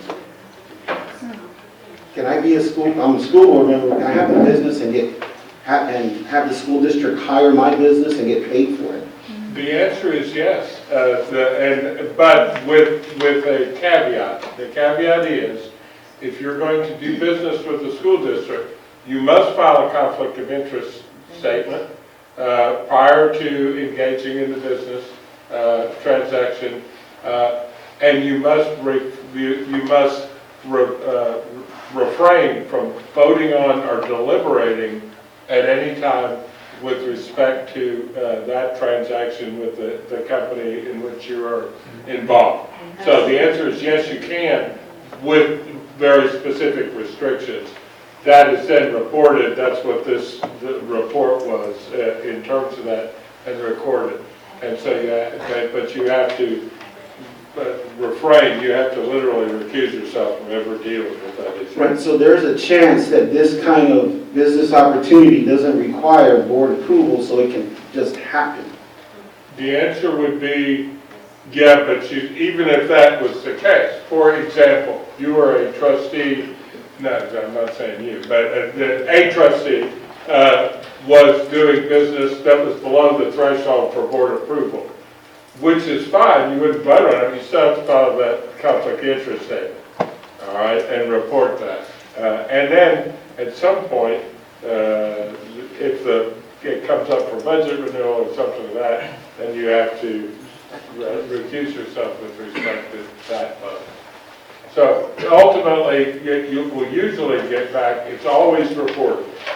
And you have to file a conflict of interest statement before, and the vendor has to file a conflict of interest statement independently of the obligation of the trustee. They file that electronically with the state, but there's also a concurrent requirement for the vendor to do that on their side. Thank you. And we get a copy of that also, and do not allow a vendor to be paid until we do get it, or even be used until we get a copy also. Okay, thank you. Yeah. Yes, Mr. Ibarra? Follow up to your question, Ms. Prado, for the superintendent. Your question was, if a new position is created, does the superintendent have to come to the board for approval before he hires the person for that position? Well, Is that to what your create the question is? position, because you're not talking about a person, you're talking about monies and salaries. And we're the ones that approve the budget that has to do with money. So if he's going to create a position which is going to involve a salary, a new position, then it has to come to us for approval, because we're the ones that approve the funding. Am I correct? Is that a correct statement for legal right there? The issue is, it depends on how the budget is written, to be honest with you, in terms of something. It is possible to do position control, specific position control, and control the actual titles. You haven't done that in your policy. I've written policies for boards to do that, but that doesn't exist here. What happens is that if you look at the budget, when you construct the budget on an annual basis, you have a budget built on a certain number of slots. There's so many teacher slots, there's so many, in terms of that, so many police officer slots, so many special ed and all this other stuff. So those slots fall within various functions on the budget. The superintendent can move money around within a function in terms of what's out there, but they can't move money from one function to another. So if I was going to change somebody's title from, I don't know, Transportation to security. yeah, Transportation to security. transportation to security, I don't even know what functions those themselves in. If I moved them out of one function to another, then I couldn't do that, okay? Unless there was enough money in that other function, because if the superintendent can't transfer money from one function to another. If I was going to do Without it, approval. Right. yeah, if I was gonna close a teacher spot, and on one campus and create one on another, those are both in function 21, okay? And so I could do that. The superintendent has the authority to do that because there's only so many teachers, and they can transfer from campus to campus as long as it stays within the functional. So sometimes yes, sometimes no. You can't get outside of the silos for each of the functions. Right.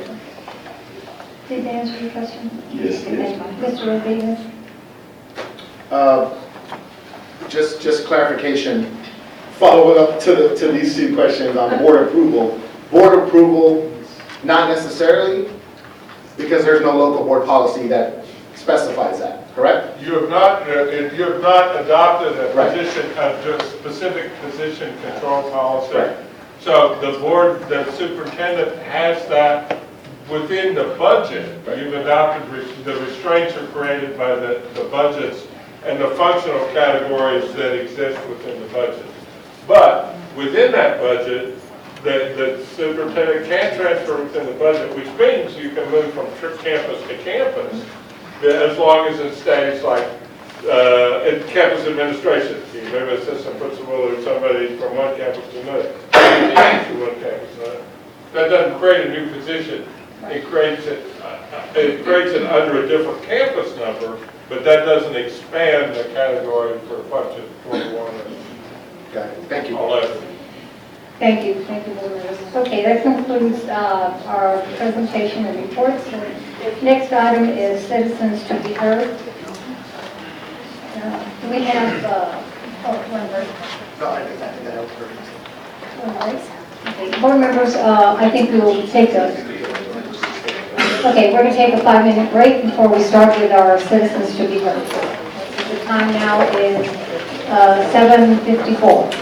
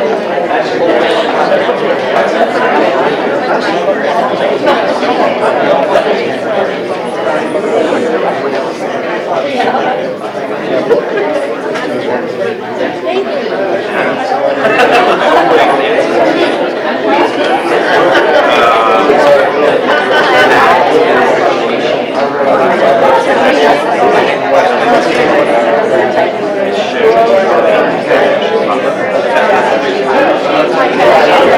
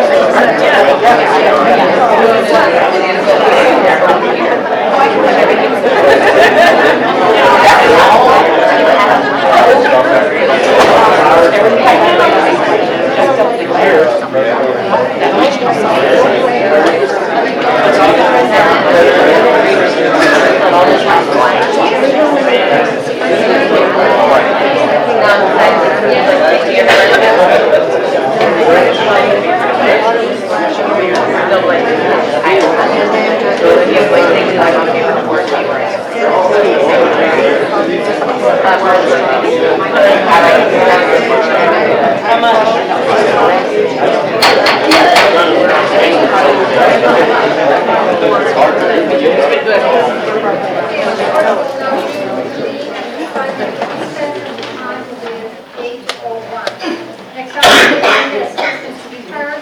Our Vice President, Rodriguez, will proceed with that segment of the meeting.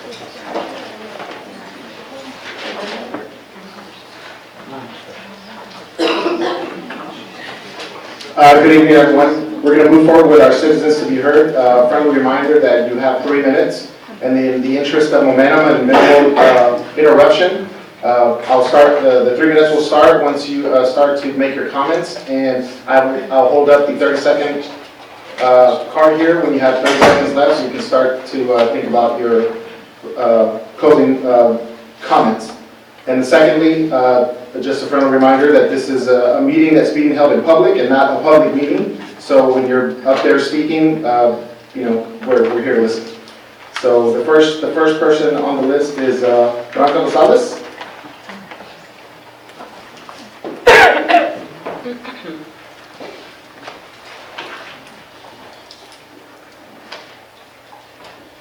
Good evening, board members. My name is Bianca Rosales. I am a Southsider, a teacher, and I am an organizer for San Antonio Rising in Solidarity for Equity. And my colleague here, Mayra Juarez, is going to give you a little explanation about what SA Rise is. Good evening. My name is Mayra Juarez Dennis, and I'm the lead organizer at SA Rise.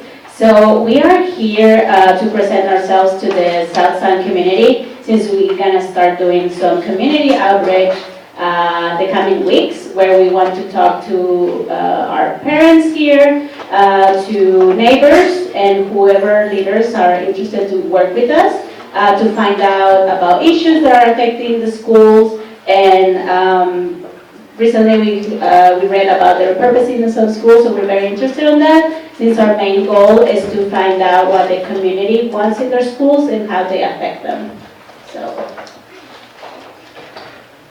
So as Mayra mentioned, our organization, we are a community organization, and so we will be block walking, and we really want to get the input of the community.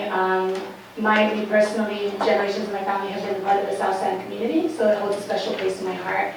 And so we're really excited to get the opinion, hold one-on-ones, and get feedback about what the community thinks about the repurposing of the schools and here in South San ISD.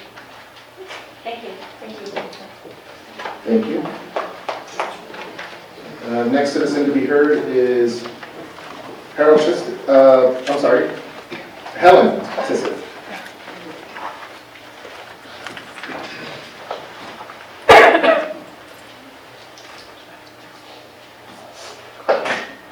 Hello, my name is Helen Tissett, and I'd like to say thank you for having me, school board and superintendent.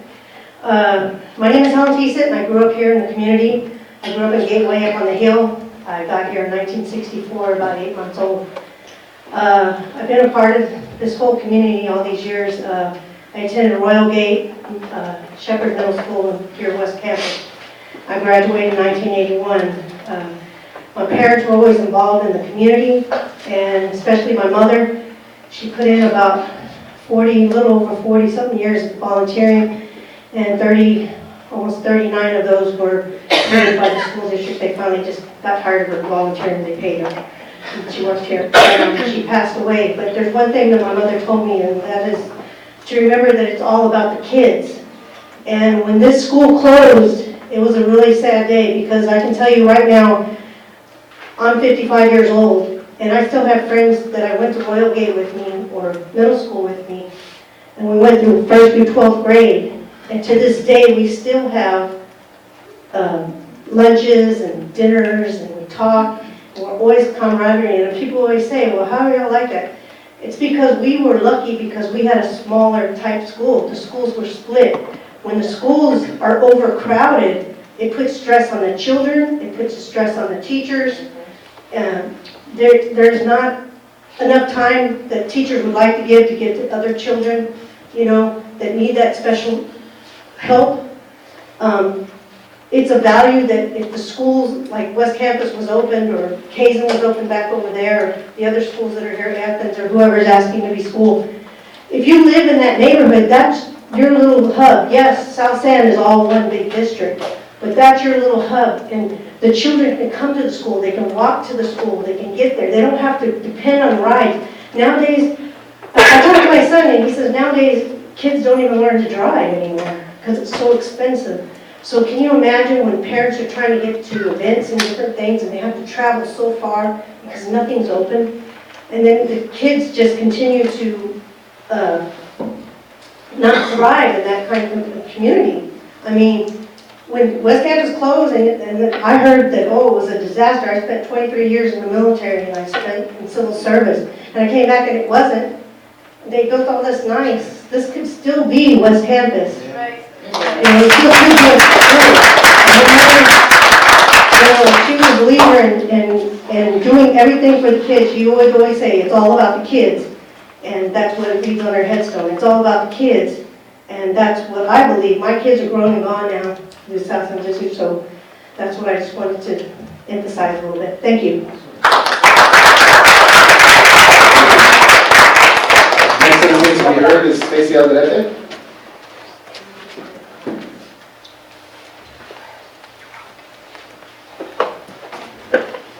Good evening, members of the board, superintendent, and community members. So we had some leave because, just to let you guys know, they speak Spanish and they couldn't understand what was going on. We had a lot leave, and we're supposed to have the headphones and we don't have them, so they left. But today, my name is Stacy Alderete, and I am a part of the South San Accountability Pact. We are community members from around the district who pound the pavement to keep our community informed. During the closures of our schools, we fought side by side to try to keep them open, but in 2017, Athens, Kaizen, and our alternative schools were closed, just like in 2007 with West Campus. Despite the community's tears and pleas, they still closed them, thus causing us to lose hundreds of students and much valued and needed educators. The district has had a complicated time gaining the trust and support far before this move was made. It was the second to the last nail put in the coffin here. After the previous board, and some who are still here today, closed the schools against the community's wishes, they tried to pass a tax increase quietly. That was the last nail. Again, our people hit every meeting, gathering data and facts, and hit the pavement to inform the community. The results were very clear, and the giant who took advantage of us in 2017 was defeated. The next hurdle was the upcoming elections, where we listened to the people and worked hard for those who promised to listen to their constituents. The results are what sits here before you today. You have board members who finally hear the voice of the people. During these hurdles, we faced some key players that were in opposition of us. In the last recent one was the elections, where former administrators and current elected officials pumped thousands into campaigns. One, to raise our taxes, and again, to fund those very same trustees who were in support of raising our taxes. Threats were made only to find the numbers were not in fact the numbers at all. And what's funny is today, the reward is still pumping out inaccurate information. Now fast forward. Today we're here talking about schools and the opening of our schools. There was committees formed and those committees came to nothing. And again, our group came here and we pounded and asked for answers. And now today we have individuals standing in front of our district asking for our buildings. I, for one, our group, and we stand here for our community, just like we pounded for the TRE, and just like we pounded for those elections, we're gonna pound for these schools, and we're gonna defeat the Goliath. These are our schools. We're not asking, we're demanding. The classrooms are overcrowded. The fighting is horrendous, horrendous. We are losing valued educators. We keep hearing of these plans, but today we haven't heard one, and we're tired. So, Superintendent, we encourage you to stand alongside our board members and reopen all 3 campuses and bring back our alternative schools. Thank you, Ms. Thank you. Alvarez.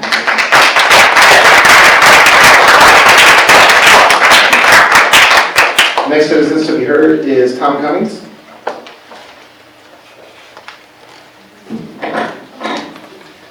Good evening, Mr. Otto, members of the board, Dr. Flores. First, in recognition of School Board Appreciation Month, we would like to thank you for your service. The hours that you donate, unrewarded, unpaid, we appreciate. You have the key role of uniting the community, the employees, the administration, the students, the history of the district. We greatly appreciate your service, even though we do argue with you at times. Item 3, under discussion of possible action, is a resolution repurposing 3 schools. AFT opposed the closing of both Kaysville Middle School and Athens. However, while you are working your way through this process, we hope you will consider working towards having at least one South End school be a community school, whether or not you decide to repurpose. While similar to schools that have wraparound services, community schools are different in that the community is fully involved in the development and purpose as well as the process. Community schools develop stronger families and strengthen the bonds between the school and the community. In Austin, community schools have proven to raise test scores, getting schools out of the academic troubles they were in. Now, I'd like to segue to, we would like to call your attention to House Bill 736, a bill which eliminates high-stakes testing in Texas. It has a particular importance that this bill was filed by Representative Brooks Landgraf, who is a Republican from Odessa. And it's important that finally the Republicans seem to be coming on the same page as most of the Democrats. It changes testing by requiring tests to be used diagnostically and not for high stakes. We can't predict whether it or a similar bill will pass, but we can say that it is a major move forward to real reform, and hopefully it will be a trend. They often say when a bill of this magnitude is introduced and it won't pass the first session, we'll have a good shot the second session. However, with an avalanche of support, we would hope that it would be able to pass. Representative Landgraf says in his press release, and I quote, "The state's attempt to ensure academic readiness and hold school districts accountable for student achievement through standardized statewide testing has failed," unquote. I'm sure this board would agree with Representative Landgraf. This bill needs to move forward, and we urge the board to fully support House Bill 736 in any which way you can. Mr. Cummings, there's time. Thank you.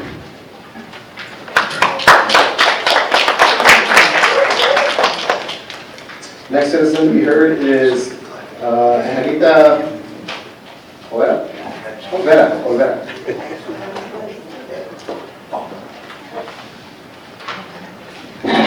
Good evening, members of the board, superintendent. My name is Angelita Olvera, and I'm a community member. I'm here tonight not to ask you, but to tell you to please open our schools back the way we had them back in 2017.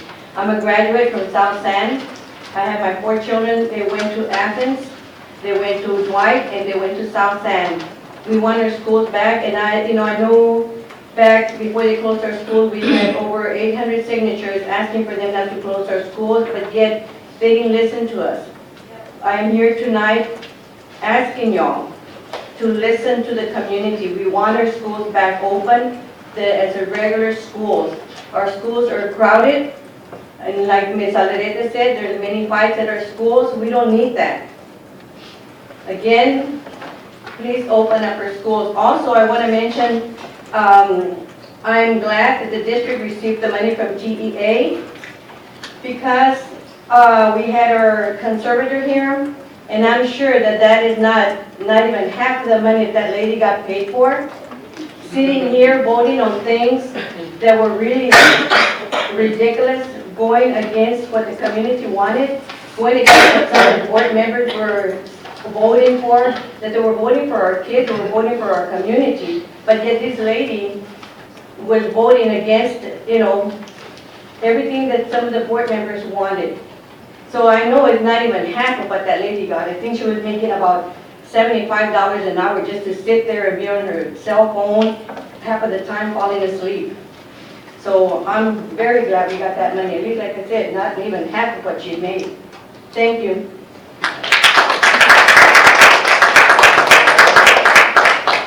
Thank you. Next citizen to be heard is Debbie Hernandez.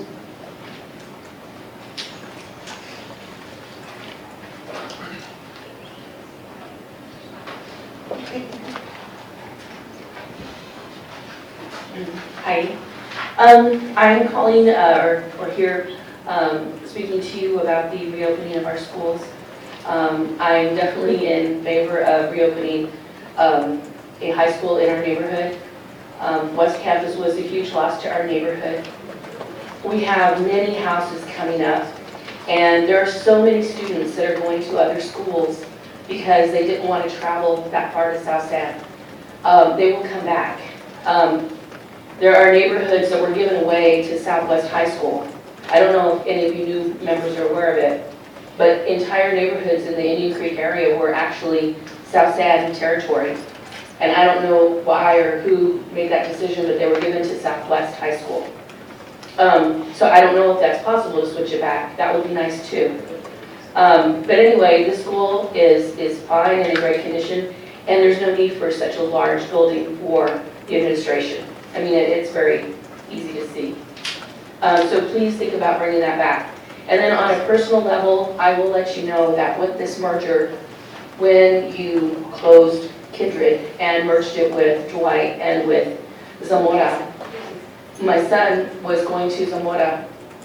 We watched that school go from here, I mean, top grades, top behavior, top everything.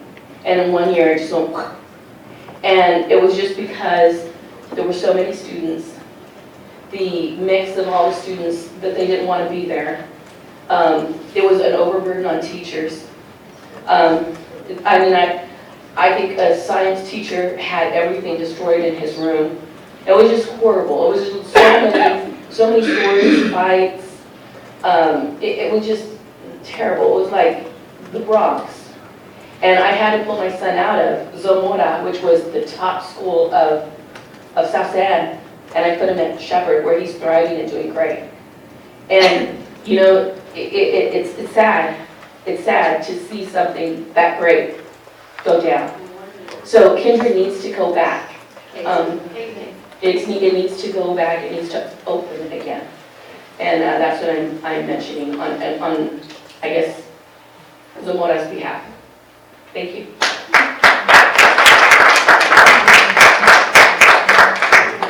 Next citizens to be heard is Raul Prado. Sorry.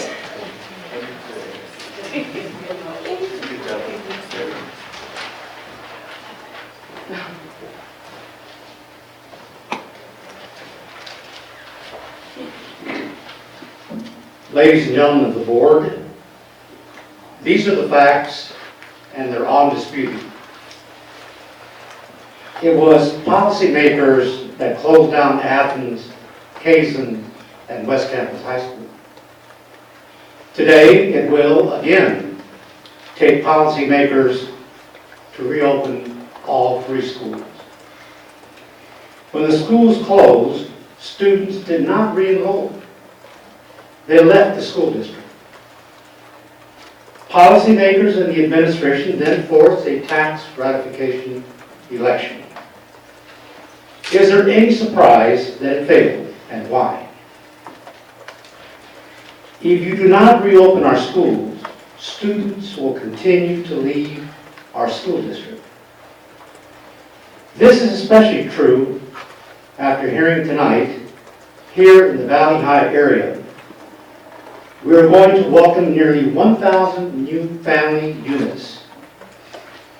These families will be paying school taxes. These new families will become registered voters. Are you willing to close the door on them? If you do not reopen our schools, then a future bond and TRE will be at risk. Elections do have consequences. The incumbents lost. The reasons for their loss were not a surprise. They closed schools. I would submit that these schools can be reopened logistically and academically, on time, and within the existing revenues. And everything can be accomplished without being irresponsible. Remember, more students means more state funding. One thing is for sure, however, a house divided upon itself cannot stand. You must work together. The future of this school district is in your hands. The community has great expectations, but they are waiting. Ladies and gentlemen of the board, these are the facts, and they're undisputed. Good evening.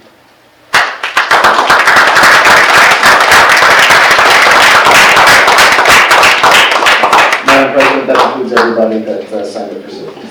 Thank you, Mr. Rodriguez. Before we proceed to our consent items, there is one letter that I'd like to read into the record.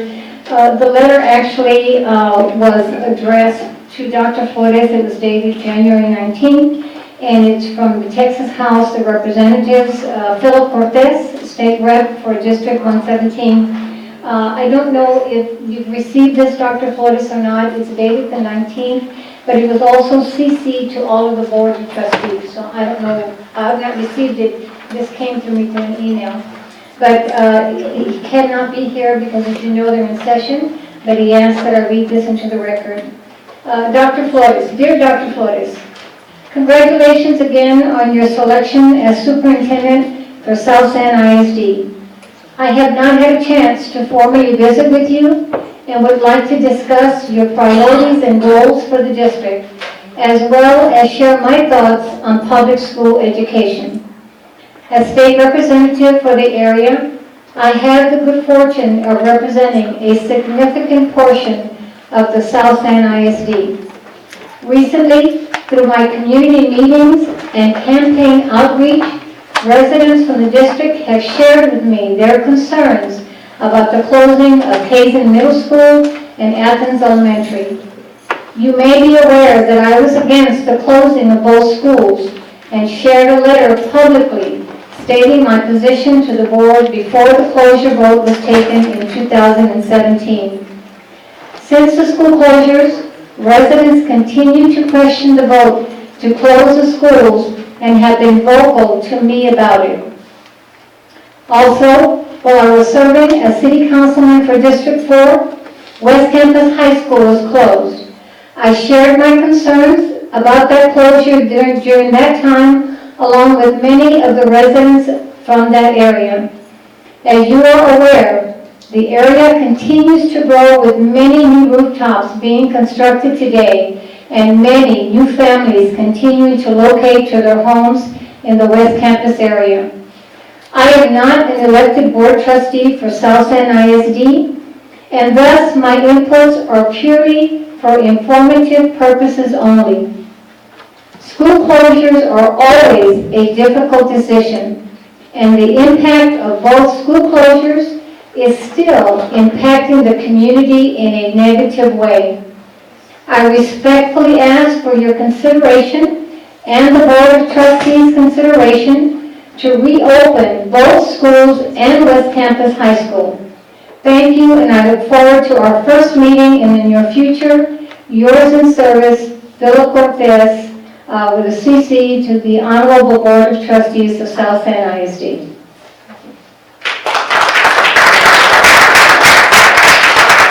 Okay, board members, that concludes our citizens to be heard segment. Next, we have our consent agenda items. Board members, there are 7 items under consent. At this time, if there are any items that need to be pulled for discussion, please let me know. Yes, Madam President, I would like to pull consent items 1 and 7, please. Okay, Mr. Rodriguez, items 1 and 7. Anyone else? Any other items to be pulled? No items? Okay, I do have one item.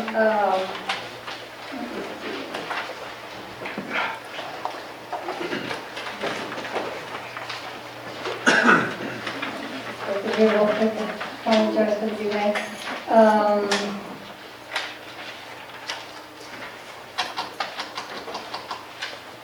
I think that's it. I'm going to refrain from pulling the item. The answers have been, the questions have been answered already. So, board members, at this time, consent items then number 2, 3, 4, 5, and 6 will be up for a vote, but I'd like to read them into the record first.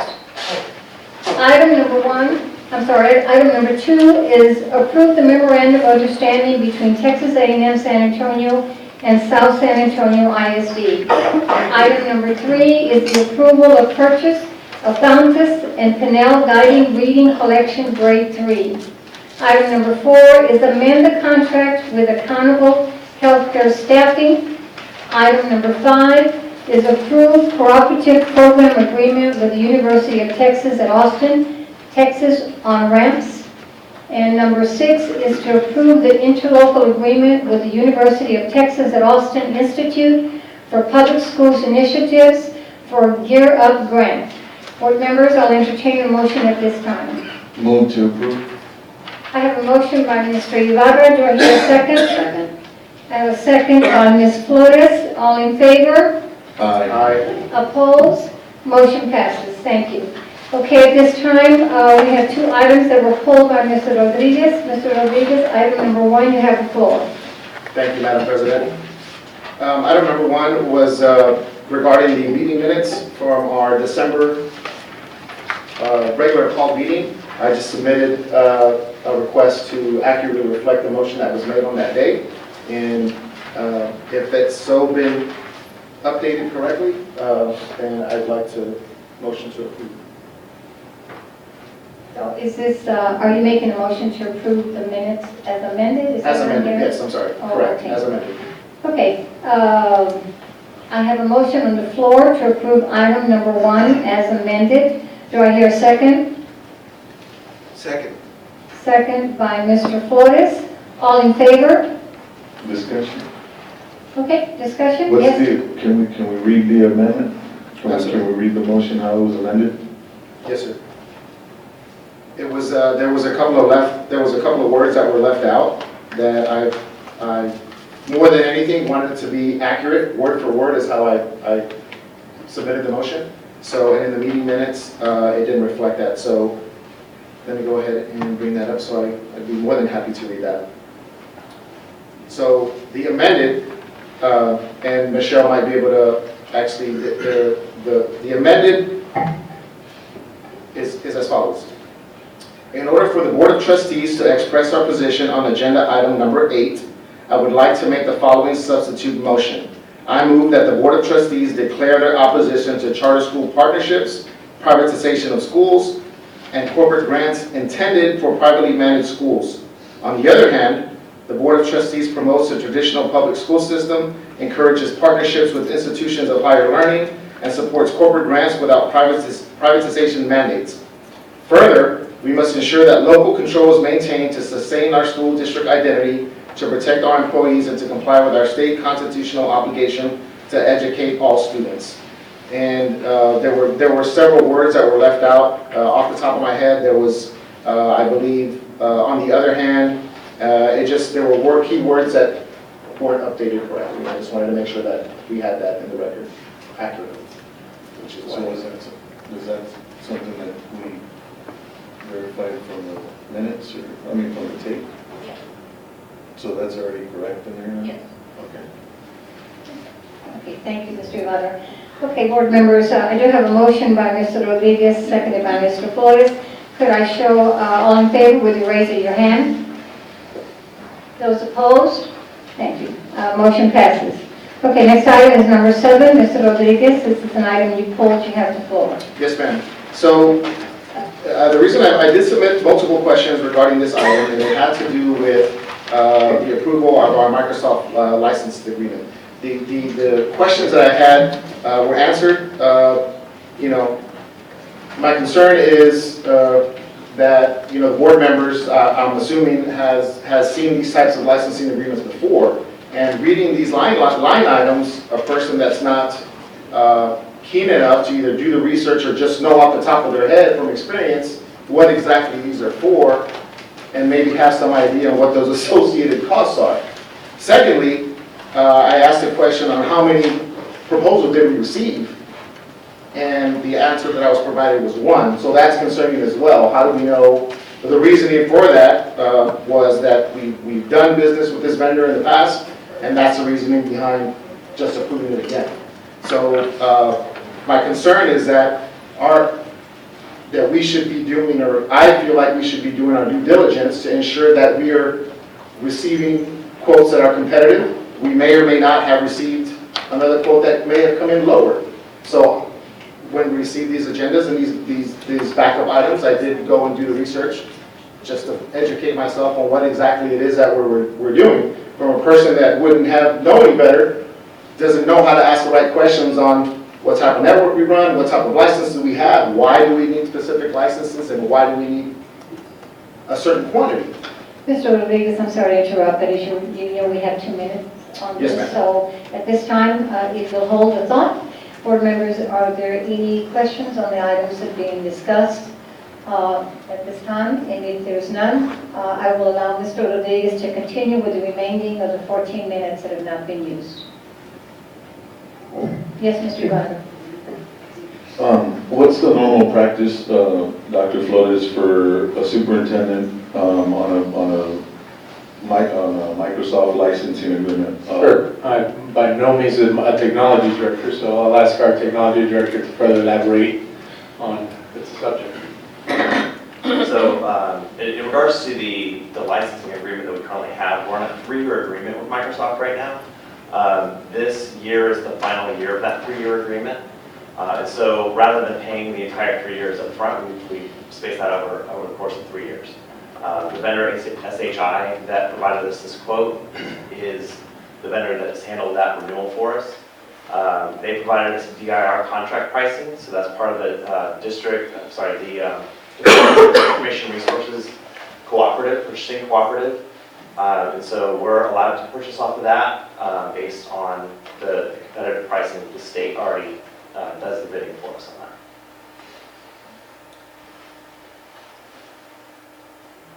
So my personal feelings on a situation like the Microsoft licensing agreement is that we hire a superintendent with the intention that he's got the knowledge to hire his staff to make decisions like those.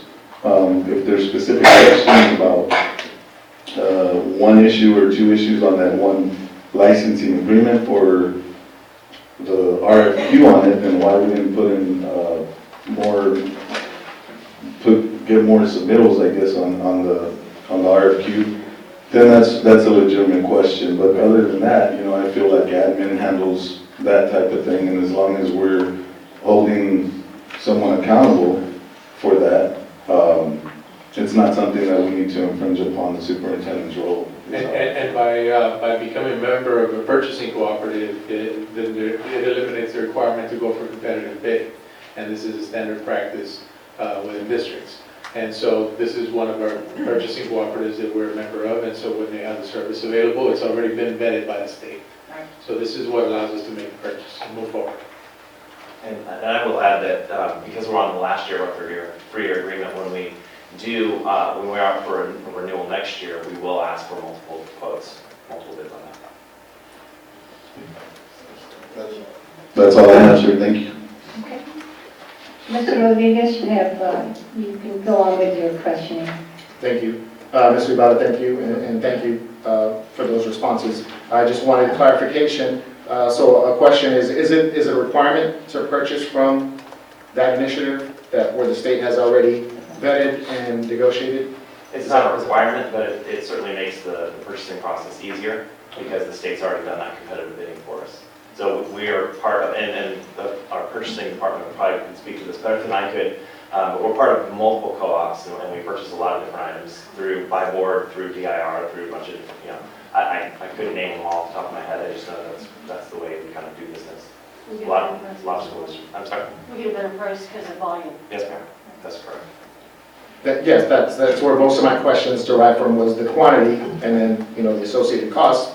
But just to follow up, yes, we do hire a superintendent, and we have an expectation that's not negotiable that he's going to hire the appropriate staff. However, the Board of Trustees provides oversight over a lot of things, right? One of those is make sure that those things are actually occurring.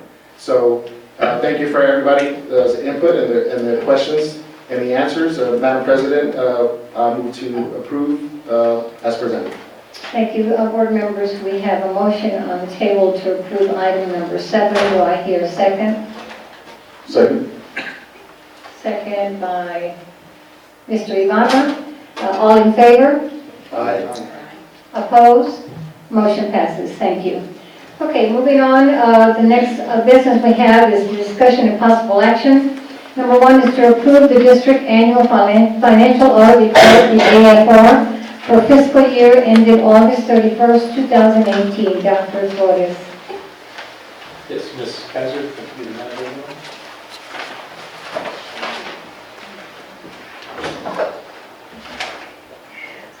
Yes, sir.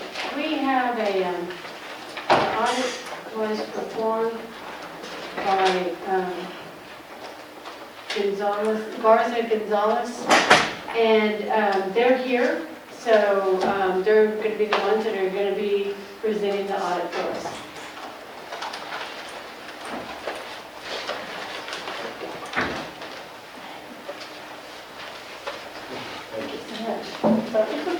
Madam President and members of the board, we're glad to be here this evening to cover the annual financial report for the year ended August 31st, 2019. But before that, I'd like to present the individuals, certified public accountants that are here with me representing Garza Gonzalez and Associates, your independent auditing firm. Richard Galindo, who was the audit manager on this particular engagement, and was the audit manager last year, as a matter of fact, as well. And Ilan Mendoza, who is the engagement partner in this particular engagement. My name is Rene Gonzalez. I'm the senior partner of the firm, and did the co-review of this particular engagement. We're happy to be here. I don't know if Michelle had an opportunity to release the summary that we have handed out today. That just to facilitate today's presentation. What you should have in your packet is 2 different reports that we issued. The first one is the annual financial report, as Ms. President has indicated.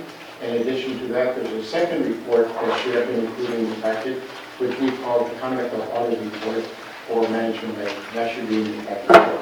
What I'm going to attempt to do this evening is to cover the audit summary that was handed to you today. That's a 3-page report and tends to summarize the 2 reports that we have issued for the year. As your auditors, we are hired to come and review the operations of the district, look at internal controls, do some specific testing on different areas, major programs, do testing on disbursements or purchasing, that sort of thing. It's impractical and impossible to do 100% testing of all transactions, but we do a sample as required by the standards. And page 1 of our summary basically indicates to you the reason that you hire us is to issue an opinion on what we reviewed and what will be presented here. And I'm happy to report that we are issuing an unmodified opinion, a clean opinion, and unqualified opinion in different terms. The new term utilized now is unmodified opinion, meaning that we feel the numbers that are enclosed to be reflected in this report are fairly presented in all material respects. In addition to that, since you do administer federal and state programs, we're also required to issue another report that deals with internal controls over financial reporting.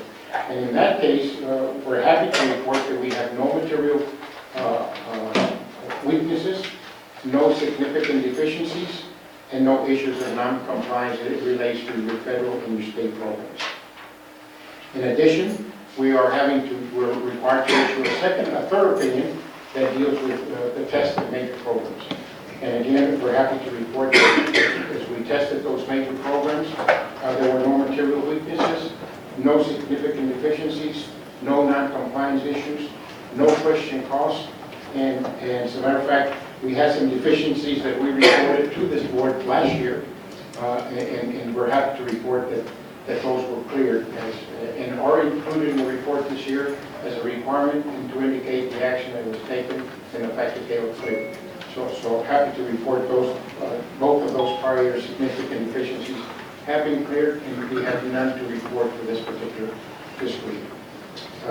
Item 2.3 of the summary is the major programs that we tested, and that's based on a formula that's designed for industry. And we tested the IDEA program, Part D preschool and formula, and Title I programs, and the child nutrition program was tested last year, as you recall. Item number 4 deals with the government activities of GASB 75. And I know there's a lot of questions in regards to this particular pronouncement. That is Government Accounting Standards Board Statement number 75, that for the first time required all governmental entities, including school districts, to reflect the liability of anything other than the pension plan. And that's really basically the CARE program, I think it's first called. I'm sorry? Yeah, PSF. So that is a first-time adjustment that was required in your system, in your reports. Again, all governmental entities, counties, cities, school districts are required to do this. And that's where you see that big number that reflects the liability at the beginning of the year, because this was a requirement to be done in September 1st, 2017. And then the liability reflect, and any changes, and then reflect the liability at the end of the year. Keep in mind that this adjustment relates only to your government-wide financial statements. In your financial statements, if you had an opportunity to review them, there's really 2 sets of financial statements. One is called governmental-wide, which reflects your operations as you were a business. So all your assets, all your liabilities, depreciation on your assets, etc., are reflected on that financial called governmental-wide. And that's, of course, been around for a number of years. And then you have your government fund operations, which is your general fund, your debt service fund, your return service funds. And this adjustment does not affect the fund financial statements. So that's an important consideration for you to look at. In addition, I think there are some questions whether it would affect the first rating. And as in the prior years, PDA will take out that particular number to do your computations. So that's not a number that will be reflected when they look at first. Number 5 is the fund balance, and that's, you have a very healthy fund balance, $26.4 million, 5.8 point, and that's an increase of $5.8 million in this fiscal year, meaning that you've generated more revenues than expenses, and thus generated a $5.8 million to add to your fund balance and bring it up to the $26.4 million.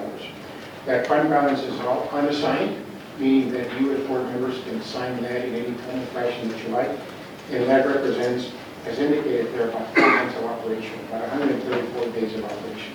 So if you receive no funding at all, you could continue to operate in the same condition that you are now for at least 134 days.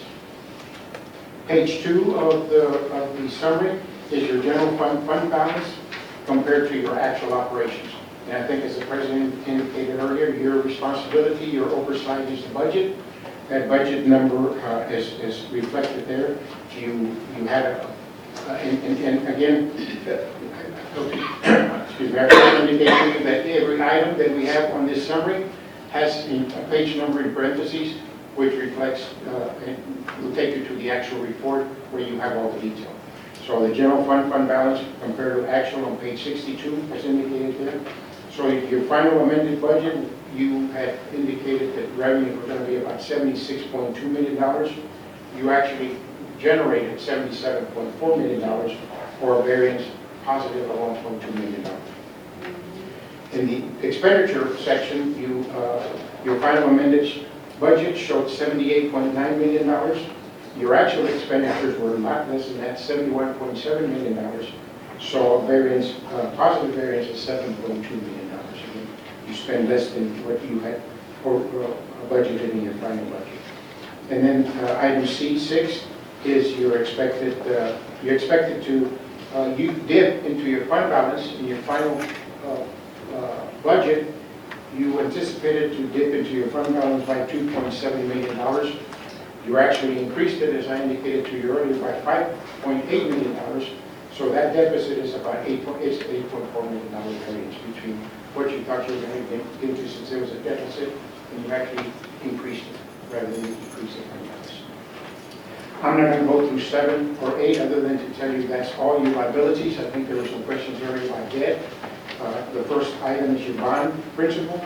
About $156 million is the balance at the end of the year. You have about $6.5 million in principal payment that you have to do this coming year, along with another $6.5 in interest. It would be about $13 million for the fund balance, for the bonds rather. And then the other items are the different liabilities that exist for the district. The last two meaning the net pension liability and the net OPEC liability are the ones that I shared with you a little bit earlier. Property taxes, number 8, just kind of covers where you are now with the M&O and interest sinking fund, total tax of $1.4 million. And you had property value increase from last year of about $11 million, from $1.4 billion to $1.60 billion, meaning an $11 million increase from last year to this year. That really concludes my presentation on the annual financial report. I know it's a thick report, there's a lot of pages, a lot of information in here. I know that you've had it in your packet. If you had an opportunity to review it, we're happy to respond to any questions you may have today. If not, we're sort of at your discretion, board members, we work for you. So if there's any questions or concerns you have subsequent to this meeting, we'd be happy to respond to those. Thank you, board members. Are there any questions? No? Okay, I do have a couple. Sure. In the audit, you refer to something called OPEB. What does that stand for? It would be other post-employment benefits other than pension. Other than pension? Yes. So OPEB stands for, would you repeat that? Other? Benefits. It's other post-employment benefits. But it's talking about other than pension. Other pension. Anything other than Basically, healthcare that you retirees. Is this some sort of new acronym that you guys have come up with? Like I've never seen it in any of the other audits. It's a new one, as I indicated to you for this year. We're all governmental entities are required to reflect the liability, even though It doesn't affect your operating statement, but it does affect your government financial statements. How does this tie in with our, we're just starting this year, our new self-funding insurance? That would be a different, this is the one that's managed by the state, by TA, the Texas Retirement System, and that's the CARE program for medical. Not related to it. Yeah. so it's Just not at all, related. there's no relation to that, okay. Your fund is your workers' compensation fund that you set up this year, separate fund, the workers' compensation, and then you have your separate health fund as well. Okay. The handout that you gave us, is this included in the booklet, the audit itself? No, ma'am. It's not. That's just for our to facilitate today's meeting. Okay. Rather than go page by page on this report, we felt a lot more comfortable in providing you a summary. So that's not included, that separate document that doesn't go to anybody except you. It would have been nice to have gotten this before the meeting, because I actually went and printed out every summary sheet that I thought was a summary. Because normally in the audits, the summary sheets are at the very front. It gives you the summation of what the audit has, similar to this. But this year, it was kind of all over. So I had to go look for the summary highlights. We'll make a point to release that early on. We did have an audit early on, but, we just did we provided the audit reports and the management letter to staff to include in the packet. We can certainly do that for the next time around. Okay. Facilitate for everybody. And I would also like to have a hard copy of the audit. We have in the past gotten them. Yes, So I don't know if any of the board members would like a copy. We released, your staff has copies. Copies for hard the board? copies, yes, ma'am. Okay, good, that's Yes, good, okay. And- All right, well, that's all I have, the questions I have, thank you so much, sorry for the delay. No problem, we're happy to be here. And again, I don't need to spend a lot of time, but the second report is on page 3 of the summary, which is a report on conduct audit. And there, just to share with you that we had no difficulties in performing the audit. We had full cooperation from your staff. As indicated to you earlier, we did do a sample selection, so we decide what we're going to be looking at. We make the determination, and management has provided us that information on a timely basis. We did have a number of adjustments that we indicate on number two, that we felt needed to be reflected to have a fairly stated financial statement. Those adjustments are included in this financial statement. And then the last point, we do have last year, in our management letter, we had 8 internal control deficiencies, and we had 2 immaterial non-compliance with state revenue issues. And those, again, have been addressed during this current year, and we have 2 findings that we're reporting as immaterial. One is journal entry approvals, and the second one is payroll liabilities. And those are described in more detail in that second. But again, those are the 2 reports that we issued. And the management letter shares with you. Thank you for enlightening me on the process, and that brings up another question. Is there a reason, because audits are normally done in December, presented to the board, because we are on a very thin line here. Our audit has to be turned into TA by the 28th, and so this is the 23rd. Have there been issues that the board may have found that would have put it in a bad predicament? Because now we're the crunch time. It's the 23rd. We have to have it in Austin by the 28th. So I don't understand why it's coming to us now, why it didn't come to us sooner. Was there a delay having to gather material, or was it the readjustments that you're referring to? What can we do to help expedite the finalization of this audit and not wait till the very last minute? I guess the first thing to respond to that is that we think it's timely because it's not due till the 28th. We're presenting to you early. We do a draft of the report, so this is not the first time your staff has looked at it. We prepare a draft of the management letter. We prepare a draft of the report. We share it with them. We discuss with it. We have meetings with the superintendent and other staff where we discuss the report before we finalize it. And so, generally, from our perspective, we think we're timely. But if you have a different timeline that you would prefer, it's a matter of communicating that to us so that we can then, because it's a cooperative effort with your staff, we don't just come in without that cooperation. So if we say, hey, we want this by December, then we all have to work backwards and start the process a little bit earlier than we did. And the reason I question is because other districts, you see them publicizing their financial statement and their audits in the newspaper by the end of the year. So I don't know if that's just that district, that's their practice, but, you know, I don't like that we're being, at the last minute, you know, this last meeting that we're having to do this, and what if there was a hiccup somewhere around here and we had to make changes? That means we'd have to call for another special call meeting, and then bring it back, and then make sure it's in TEA by the 28th. So I'd like, if there's anything, and maybe Dr. Flores might have some suggestions on how we can do this to expedite it. Right, and we'll continue to work on tightening up those guidelines, as, you know, as, with all the transition, I'm just being made aware of our current practices, but we definitely can expect to address the audit in an earlier time. Okay, all right.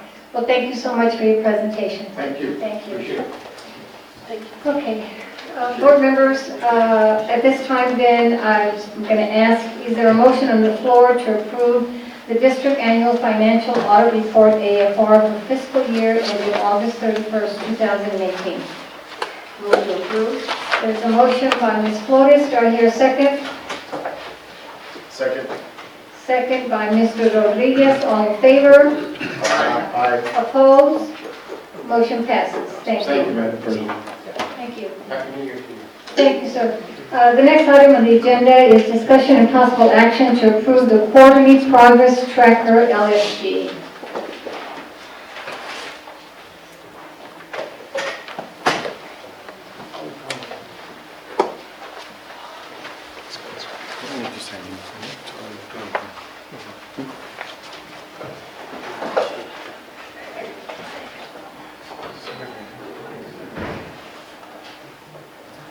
Okay, board members, this is an action item that we have to approve according to LSG. So, are there any questions or any comments or changes that need to be made, or are we on track? Or what is the status with our tracker? Yes, Ms. Wood. Madam Chair, if I may, we have to, my understanding is that we have to look at every pillar, which is, you know, vision 1, 2, 3, 4, and so on, and go on with accountability 1 and 2, and then, so we have to look at where we're at this point, because Michelle did give us the information about where we were 3 quarters ago, 2 quarters ago, 1 quarter, and now we're having to determine where are we at this current time. And that quarter indicates where we are be evaluating ourselves on is the quarter, the time frame of October to December of 2018. Then we're having to determine the next quarter where we would like to be, which would be the time frame of January through March of 2019.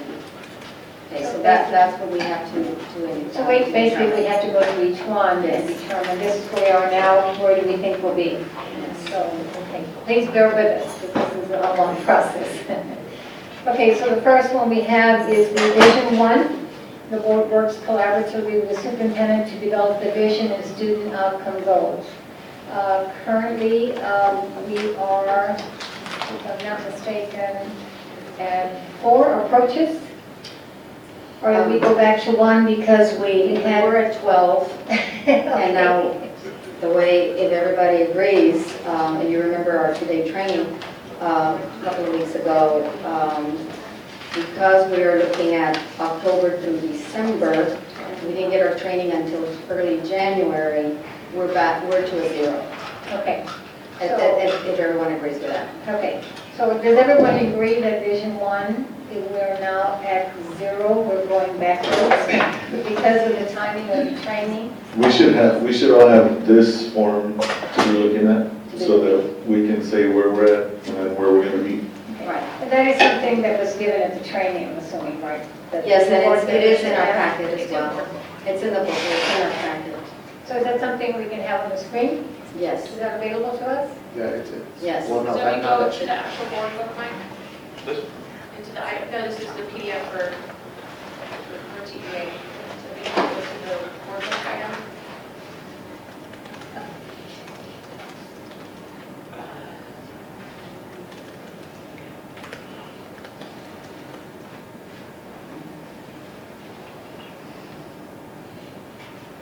There it is, thank you. So we should be starting 1 quarter ago, and then we say where we're at current, and then we do the next quarter Right. target. Okay, so 1 quarter ago, we were at 12, and then Ms. Flores just commented that she felt because the training was held in January and not within that quarter, that maybe we have now fallen back to 0. Correct? Because we have not done all, we have not met every statement that's on the preparing to focus.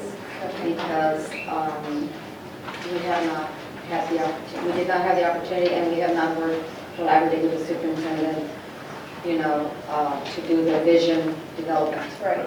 Exactly. Okay, is everyone in agreement? Yeah, well, a lot of it will come because we haven't had the workshops. That was my point at the beginning. Yes, yes, ma'am. All right, so then Vision 1, we are now back to 0. Okay, now Vision 2. Oh, before we go to Vision 2, we got to determine where we want to be in our next quarter target. Well, we want to be For at this 12.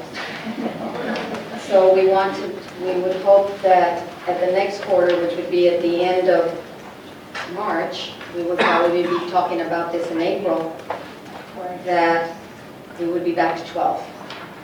That's just my opinion, I'm not sure, but. I think we can be back at 12. Yeah, okay, so then currently we're at 0, we've gone back, but then we hope to reach our goal of 12 at the next quarter at the end of April, or at least by April, right, so January, March. Right. Okay. So then if I may, Ms. Prado, Yes. the next column of that particular Vision 1, we need to indicate if we're going to need extra meetings to make that happen. Okay, and at this time, do we decide how many more meetings we're going to need, or do we just have another meeting? Because the new board members have only had their first training. So I think, we've been there, you've gone to more meetings than we have. And I've gone to some meetings, but it's not just one meeting, it takes several to actually get a good grip on this. These are Not the like training. meetings between us. No, this is not, I think you're misunderstanding that part. How many extra meetings are we going to need to have as a board, including workshops, that is going to get us to the target of 12, not to a training? Okay. Right, so then, yes, that, absolutely, yeah, because I remember the training. So we got to be realistic, right? So first and foremost, is there a way to get a hard copy or get another screen so board members can, so they can go along and look and see, okay, in order for us to get to a 12, these are all the things that we're going to need to accomplish. It's on here. Right, so are we going to flip back and forth on the screens, or that's what I'm. I brought my books. Right. So, Well, no, we all got these at the We all training. have which- them. right, Yeah, right. exactly. So is that the process, is to bring your book with you? Okay. Well, yeah, some may be in a rush, some may not, so maybe you have hard copies available for those that don't have the time. I know some of us get off, immediately off of work and then have to rush here to make the meeting on time. I mean, but being realistic about how we're gonna get to 12 and how many meetings it's gonna take, I mean, we wanna be aggressive and try to get it done, yes, but I'm just bringing up a point, if we can, we can. So I just want to throw that out there for us to be. I think we probably need like, in my opinion, like 2 meetings to be able to get to a 12. Regular board meeting? No, just board workshops. Workshop. So that we can discuss things and get on the same page, and then that way we can meet our goal. And my opinion is that we should already be having a team of 8 workshop. Because in this team of 8 workshop that includes the superintendent, we have to collaboratively work with the superintendent because he owns 8% of what the goals are going to be, and we have to revisit our goals. Right. Because the goals that we established were from the other superintendent, the previous superintendent, not this superintendent, as well as the goal process measures. So all those 4 visions are going to require an extra meeting or 2, like Mr. Ivada says, in order for us to work collaboratively with the superintendent as a team of 8 and come up with where we want to be. If I may interject here, it was my understanding, and we have Region 20 here, when we took the LSD training, the comprehensive 2 full days, that the continuated hours that we were going to get was, I think, 17, is that correct? Yes. And that in those hours, it was going to count for the Team of 8 training? Yes, and you have the certificates. Okay, we have the certificates here. So we've already met our obligation for the Team of 8 training by attending the Lone Star Governance. Yes, for that portion, yes, ma'am. Okay. So, I mean, I guess, We probably need to continue. I think we still need to another one. have a meeting with the Yes. superintendent because, like you say, the goals are different now. Well, we have to sit down with him for him to discuss, for us to discuss the goals. And look at the new data that it shows, because now we're looking at fresh data that's coming to us from several sources with our academic goals. Okay, so maybe Dr. Flores, you can come up with some suggested dates maybe? Sure. Because we have to check your availability to have a meeting. And the required is what, 3 hours? Is there a requirement on the hours that we have to have this? No, because you've satisfied the team of 8, that issue's taken care of. Really, the determination is the completion of the work, so that you've accomplished whatever time that takes and however many meetings it may take Okay. in order to satisfy the collaboration and the ownership on the part of the board and the superintendent. Okay. So if you could check your calendar, Dr. Flores, and then run by some dates with the board to see when we can get together to have this meeting so we can do what we have to do.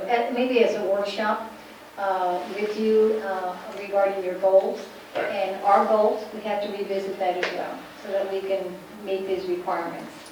Okay? So is one meeting sufficient enough? Is that what we're thinking, one extra meeting? Or? I think it'd probably take 2, only because we have to set goals, goal progress measures, constraints, constraint measures. Oh, It's- again, right. It's a lot of information, and you get kind of. Yeah, it's a lot. Okay, so then 2 brain meetings stuff. then. Okay, because remember, we're running out of time because this is already February, and then things start getting real busy. You know, I know for staff and for Dr. Flores and your schedule, and functions start coming up more frequently. So my recommendation is to figure out a way as soon as possible. I don't know how the feeling of the board is. Is this something we Yeah, can? Madam Chair, if you recall when we first went to this a couple of years ago, all the reason for the twice a month meetings was to catch up on all our LSG Right. stuff. And that took forever. I mean, we don't necessarily have to schedule them that way right now and say we need 2 meetings every month until we do it. Right. But that's the only way that we caught up back then, our board. So maybe we could schedule one in February and then one in March, so that we have time in between to, digest everything and then get ready for the next meeting in March. So let's look for some dates in February and in March. Sounds good. That's 2 more meetings. Okay? All right, well, that's Vision 1. Now we're going to Vision 2. Okay, Vision 2, we are currently, our quarter is, we are at 12 at the current quarter. And so our next quarter targets, I need to hear from the board. What do you suggest? Are we still at 12? Do we fall back also because of all the new board members and we just got trained? And so, Madam Chair, currently, we're at a 0 because we're not preparing to focus, because again, the superintendent has to own the development process while working collaboratively with us. So that Vision 2 will reflect Vision 1, where we're at a 0. We were at a 12, so our next quarter target, we're going to have 2 extra meetings to probably be at a 12 at the next quarter target. okay. And require the 2 extra meetings. Did you say we were at 0 Yes. this quarter? Yes. Because I'm looking at Vision 2. That says 4. Vision 2. Well, if we're going to give ourselves a credit of 1, the superintendent owned the GPM development process while working collaboratively with the board. We haven't met with the superintendent. So if all of those have to be yeses before we can even give ourselves credit for a 1. That's why we're at 0. Okay. All right, so we're at a 0. Well, we're going to be at a 0 now because we're going backwards. So our next quarter target will be a 12. Okay, we're currently at a 0. And is this going to, does every initiative require extra meetings? Or is It it just depends on how much we can accomplish in one workshop. So depending on how we do on the first vision and the meetings we have, that will determine if we need other meetings for the other And constraints. we might cover it all in one, or it may take 2, but we're looking at what it may take to get there. Okay, so are we in agreement then that our target is a 12 and that we're currently at 0? Correct? Board members? Yes. Okay. All right, so now Vision 3. Vision 3 is our 1 quarter ago, we were at 1. And so our current quarter, we go back to 0 there too? I believe so. Yeah, because Vision 3 is the board adopted a vision for what student outcomes will be and has adopted constraints aligned with that vision. We did adopt them back then, but now that we have a new board and new superintendent, we're going to have to go back. Okay, so in Vision 3, we're also at a 0, and our next quarter target would be a 10. Is that I would being say aggressive? 9. A 9, yeah, 10 is, masters, and we're talking about theories of action, and I don't think we're there yet. You think we can get to a 9? I think so. I don't know what the other board members feel. You all think the 9 is aggressive, or do you think we could get to a 3? Well, those actually I look forward to. Knocking out, those are actually, I want to say, my favorites right now. So how aggressive do you want to be as far as that? Well, I think if we don't, we can go target for the 9, and if we can't achieve that, we can always add another meeting to reach our goal. Well, realistically, if you will look at the last 3 quarters, we never got out of the 3, and then we went back to a 0. Right. So if we were in full swing with LSG at the time, 3 quarters ago, we never even got to a 9. I know. Yeah, there were a lot of variables with the election and then the delayed results and then the holiday break and then now, Right. you know, so like Mr. Rivada said, we gotta make up the time. Yeah, So- I think a 9, I agree, for the next one. Okay, so that was Vision 3. And now the Vision 4. Vision 4, 1 quarter ago on Vision 4, we were at 0.5, is that correct? And so if we were at 0.5, we have been at a 4, but then we went back. So now we're falling back to a 0 on Vision 4, because that has to do with the constraint progress measures. They have to be aligned to each constraint, and since we're starting all over, it's going to put us back. This is not a good school. Well, I mean, But it's... It's a starting point. We're starting over. It's a new board, so it's a base. We're starting again, and it's a base.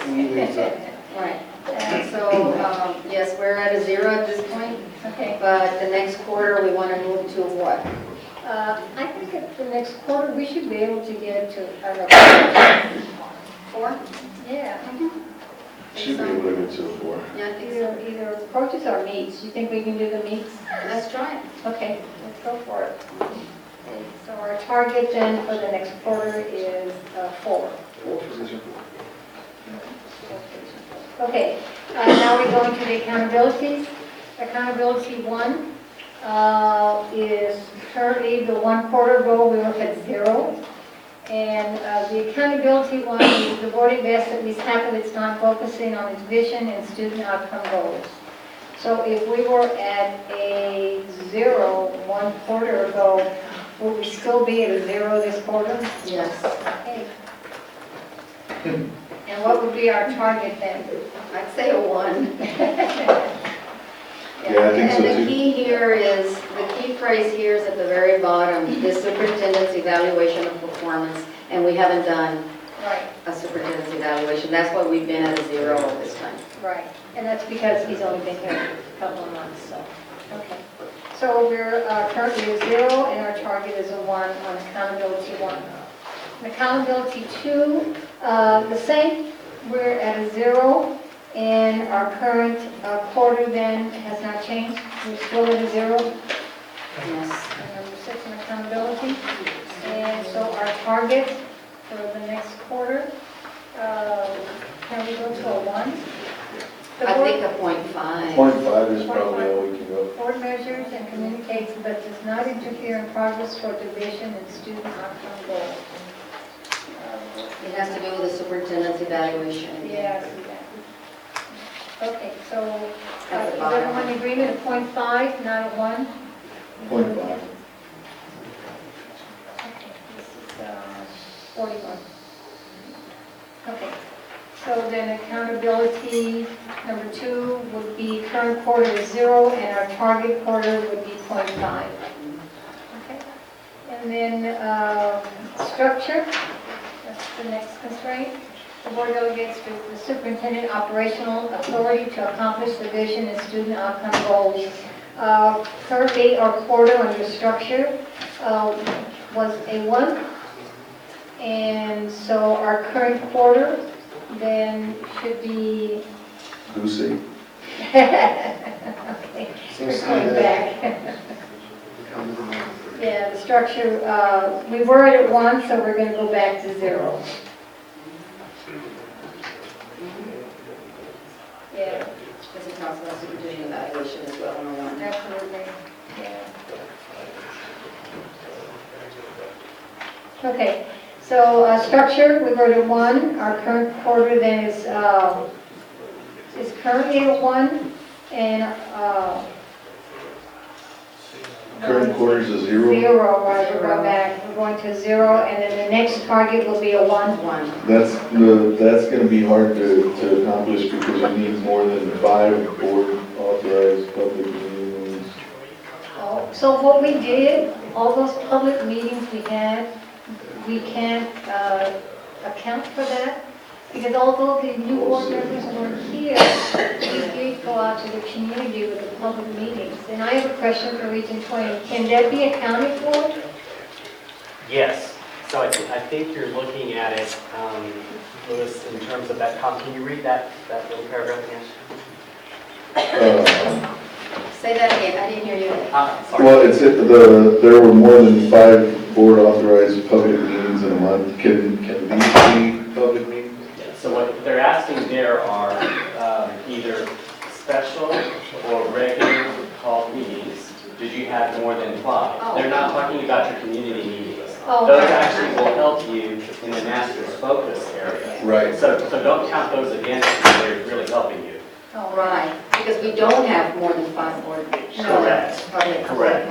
Unless there's something that I'm not aware of, you don't have more than 5. Right. Okay, so, is that good? Yes. Can we get a score on this one? You don't want to come to 5 or more public meetings. Well, Okay, we'll go with our scores then. it just means that we may be able to get to a 1. Go 1 maybe? Yes, wow. Okay. Okay, so on structure, the current quarter then was 0 and our next target is 1. Right. And then now under advocacy, advocacy, the board promotes the vision. We are currently at our 1 quarter ago was a 1, and our current quarter, I personally think that we could still be a 1. I don't think that because we have new board members that would change it, because even the new board members, even after being here 2 months and having the training, I think they promote the vision as well. So I don't think we should be denied the 1, at least. The board has a 2-way communication system in place at least once per year. The board has So it is a form of the vision and values of their students. Okay, that's kind of, you The know, 2-way communication system in place, whether it's in place, where board members at least once per year listen for and discuss the vision and values of the family, staff, and community members. Are you doing that? Well, how do you, I mean, talking about families, it's not just the staff and the community members, right? So are we supposed to be going out and visiting the families to get that two-way communication? How do you accomplish that? Like the meetings that we had, The board had, that community. Right. where they can come up and ask questions and we can So would respond. that count for this? Did we have them? Well, that was the last quarter. Right. We're in the quarter now. So, yeah, we're 0. Well, it says that we have a We can communication strive for system. one, but I don't know how realistic that is, if we're gonna have the opportunity Yeah, to to do do it. that, right. Okay. February. But Okay. it's always good to strive Right. for one. All right, so under item C, we're currently at a 0, and it's a current quarter, and then the next quarter target will be a 1, maybe. Okay. All right, so the next one is unity. The board works collaboratively with the superintendent to lead towards the vision and student outcome goals. And the board is currently at a 0. Okay, we went from a 9 to a 0. Okay, so then our current quarter still is a 0. So what would be our next target?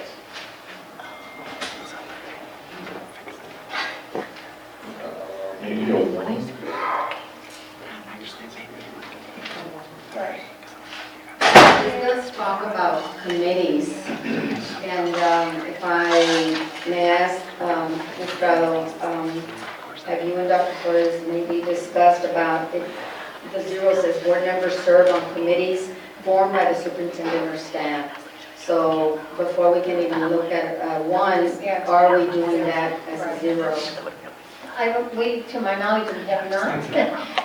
Dr. Flores has had a lot on his plate since he's been here, so we may have to go to 0 for a while until we all get situated and we go to the goals. And I think the goal setting will also determine what committees we need to get to accomplish these goals as well. So I guess we're going back to a 0 then.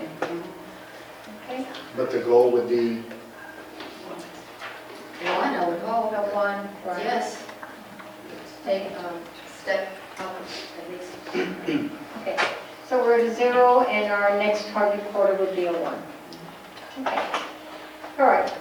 So then, Michelle, what is our total? 0? 0 currently, and it's 41.50 for the next quarter.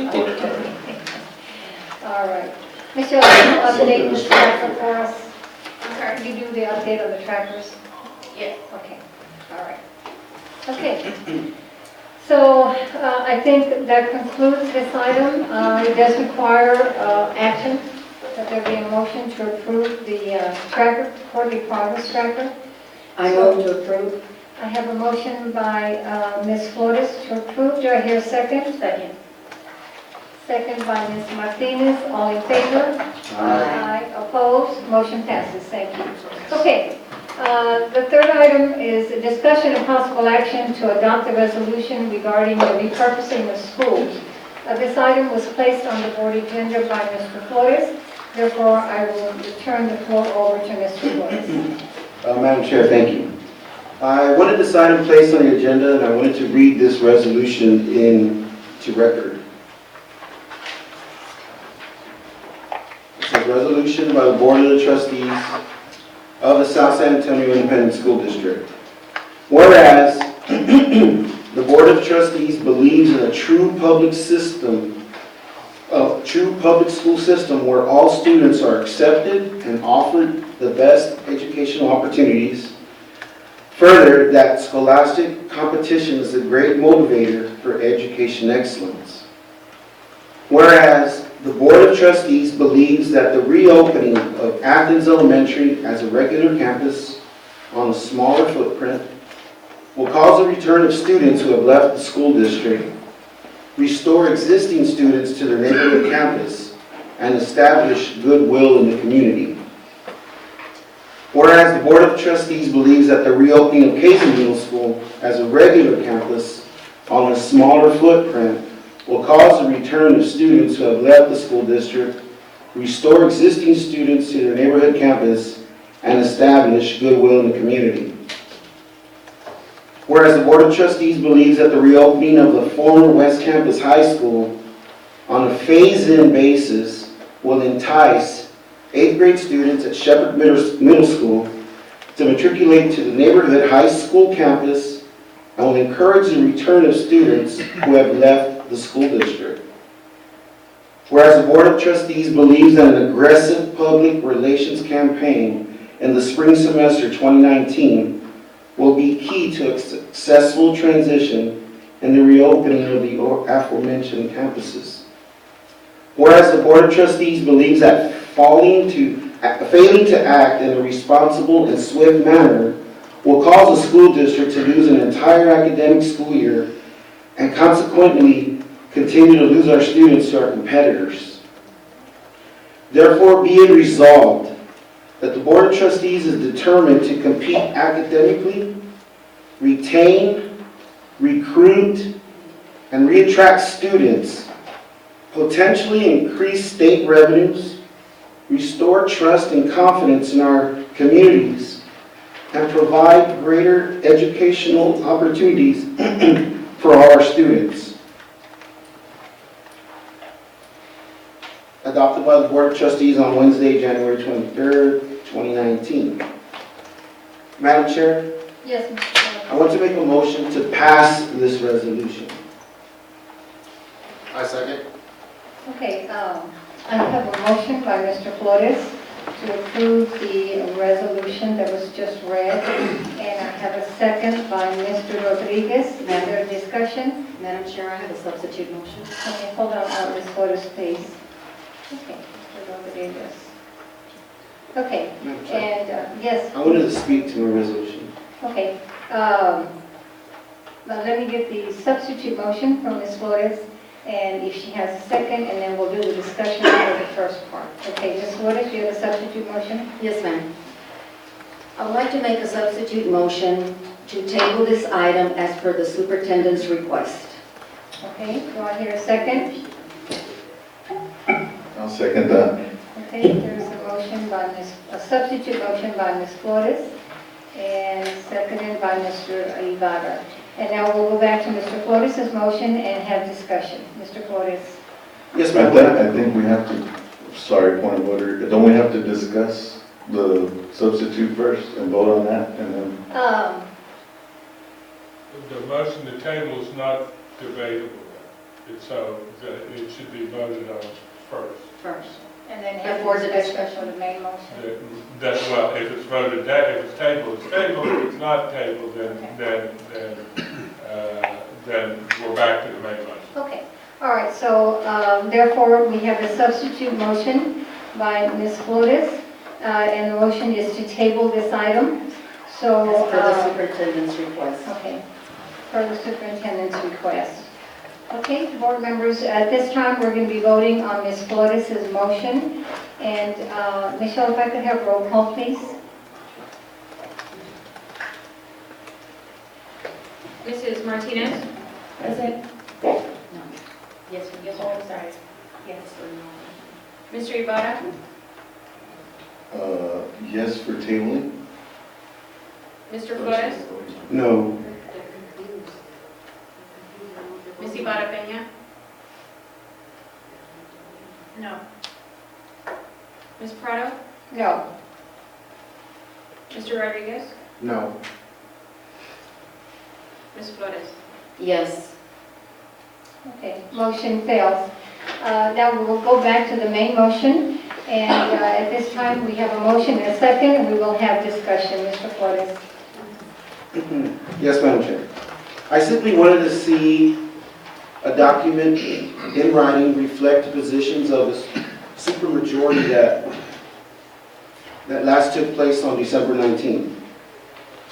I believe that this document echoes the shared sentiment of the stakeholders and the constituents that put me in deceit. When I pass by Kazan and I see the desolation, and me being in District 3, having no school within my boundaries, it's hard to lay claim to a school.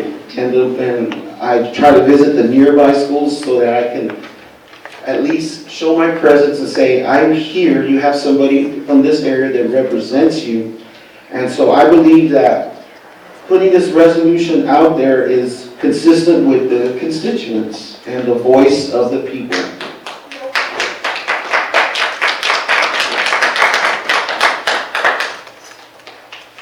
Thank you, Mr. Flores. Any other discussion? None. Oh, go ahead. Okay, Ms. Flores? I've given it a lot of thought, and I needed to put it down in writing, but I am not opposed to the repurposing of our closed schools. However, as I think about this resolution, I have to remind myself that I am overstepping statutory authority by proceeding with a meeting tomorrow about repurposing facilities over the objection of the superintendent the school board just hired on the basis of his outstanding management skills. Dr. Flores has made it very clear that he recommends tabling the matter until proper research can be conducted. I am not just violating the constraint the school board adopted, but I am also at risk of violating state law. I received this booklet on the duties of the superintendent and the role of the school board recently at a 2-day training. The Texas Education Code clearly states that the superintendent has the authority and responsibility for facilities planning. Texas Education Code Section 11.201A on the duties of the superintendent include 1. Assuming administrative responsibility and leadership for the planning, organization, operation, supervision, and evaluation of the education program, services, and facilities of the district, and for the annual performance appraisal of the district staff. AE Local, board's constraints for the board, states, the board places the following constraints on itself collectively and on its trustees individually. First bullet of that constraint says the board collectively and trustees individually shall not perform or appear to perform any of the roles delegated to the superintendent. This resolution is clearly a directive from the board to the superintendent to act. I must act responsibly and give the superintendent the time he needs to assess the situation, conduct his research, and make sound recommendations. That is what the school board hired him to do and what the law requires that I allow him to do this job. If not, I would be making decisions without factual data. I also need to be careful to guard our resources so that we can pay our employees what they deserve. Our district has dedicated staff who deserve leadership that invests in them. This requires careful planning. If I may interrupt, remember we have 2-minute limits. I'm getting ready to conclude. Thank you. So the action that I take for this item tonight reflects what I have learned, and that is, when I choose to express my opinion and act within the spirit of the law, the benefit to me is that I fulfill my duty as a trustee. The cost to all students is that I ensure that decisions I make move us forward, and I'm pretending that my voice matters. That's all. Thank you. Thank you, Ms. Flores. Any other discussion? I have one. Yes, Mr. Ibarra. I wanted to speak on it as well. And I mean, a couple of things just briefly is that one, I do feel that we're breaking our board constraint here. We have a constraint that Ms. Flores just noted, that we will not act or appear to act like we're performing, or we will not perform or appear to act like we're performing the duties of the superintendent. And I totally agree with that. If we're telling them how we're going to open the schools and when we're going to open the schools, we're basically doing his job. So it was never a question about reopening the campus, but how we were going to open the campus. I mean, I think that's always been the question. I owe it to our students, staff, and the taxpayers to do the homework that we need to do to open the campuses in the way that's best, right? We have to take into consideration the community's voice when we're making the decision. And I don't think we've done that yet. So I think that there's a financial part of this that we're not taking into consideration. We don't know the financial impact of the budget this year. We don't know the financial impact of the budget next year or the following. And I think all 3 years are something that the superintendent has to bring back to us and tell us, this is how I think the finances are going to work or not work if we open these schools right now. And we're not taking that into consideration. I've always supported the repurposing of Athens and Kaizen, and I think I made that clear when we assigned committees, repurpose committees to come forth, as we unfortunately didn't gain traction on any of those, but now we have a new superintendent. I think we give him time. I think he's good at community planning and the process in place. If we just give him some time, he would eventually get us some good recommendations to open schools. I think he's on board with us. I think we owe it to our kids to make sure that we have resources that need to support our IR schools. We have 5 IR schools right now. And that should be the focus of the superintendent right now, is raising the academic standard so that we get out of IR's status with the state. And to do that, we need to make sure that we funnel those resources over there. So planning is detrimental to opening these schools, financial planning, and community planning, all the planning that needs to go in there, and give him enough adequate time to do that. You know, the process doesn't take 6 months to reopen a school that's been closed for 2 years. It just doesn't happen that way. And I think we need to afford the superintendent the ability to come up with a good recommendation. And so for that, I feel like we should table this discussion. Thank you, Mr. Ibarra. Any other comments? Discussion? I do, actually. Yes, Mr. Ibarra. Thank you. First, I have a question for our legal counsel, if I may, Madam President. Ms. O'Hanlon, is Mr. Flores' resolution, is that legally binding in any way, shape, or form? It's binding to this extent, okay? At this point in the process, that I don't think anybody, and again, I'll have to intuit some of the stuff in the resolution, that this is going to be in effect next year, okay? So that it's binding to the extent that you're, I would read it as directing the superintendent to get on the stick and start planning for the implementation of this resolution for next year, okay? There are many things that are going to be required between that and the final budget decision, in which you're going to fund or not fund the operation of those schools next year. That's going to require preparation of the budgets, the staff allocations, going through the functional job descriptions and employee counts that we talked about. It will come back to you in the form of, ultimately, of the budget, that budget recommendation, which will be the ultimate decision, but it has to start somewhere if you're going to do it in terms of that. The question is, so is it committing absolutely to budgeting this? No, that's going to be your final budget allocation when you're done. But the question is, are you starting the implementation of a planning process? And I would read that resolution fairly to call for that. So is it binding? Binding in that it's going to spur effort on the part of the staff to attempt to carry it out. But is that a guarantee that you're going to have money or the final decisions are going to be made? No, not until the final, the budget is presented to y'all and y'all decide, make the ultimate decision about whether you can afford it or not, given what it does to resources in other parts of the district. So binding to the point of starting the implementation process. Thank you. I'd like to speak to this for a few minutes, since we're on a path of input regarding, ultimately, you know, is it a responsible thing to do? In my opinion, I think it was irresponsible to close the schools in the first place. Secondly, I'm taking the approach of we're righting the wrong.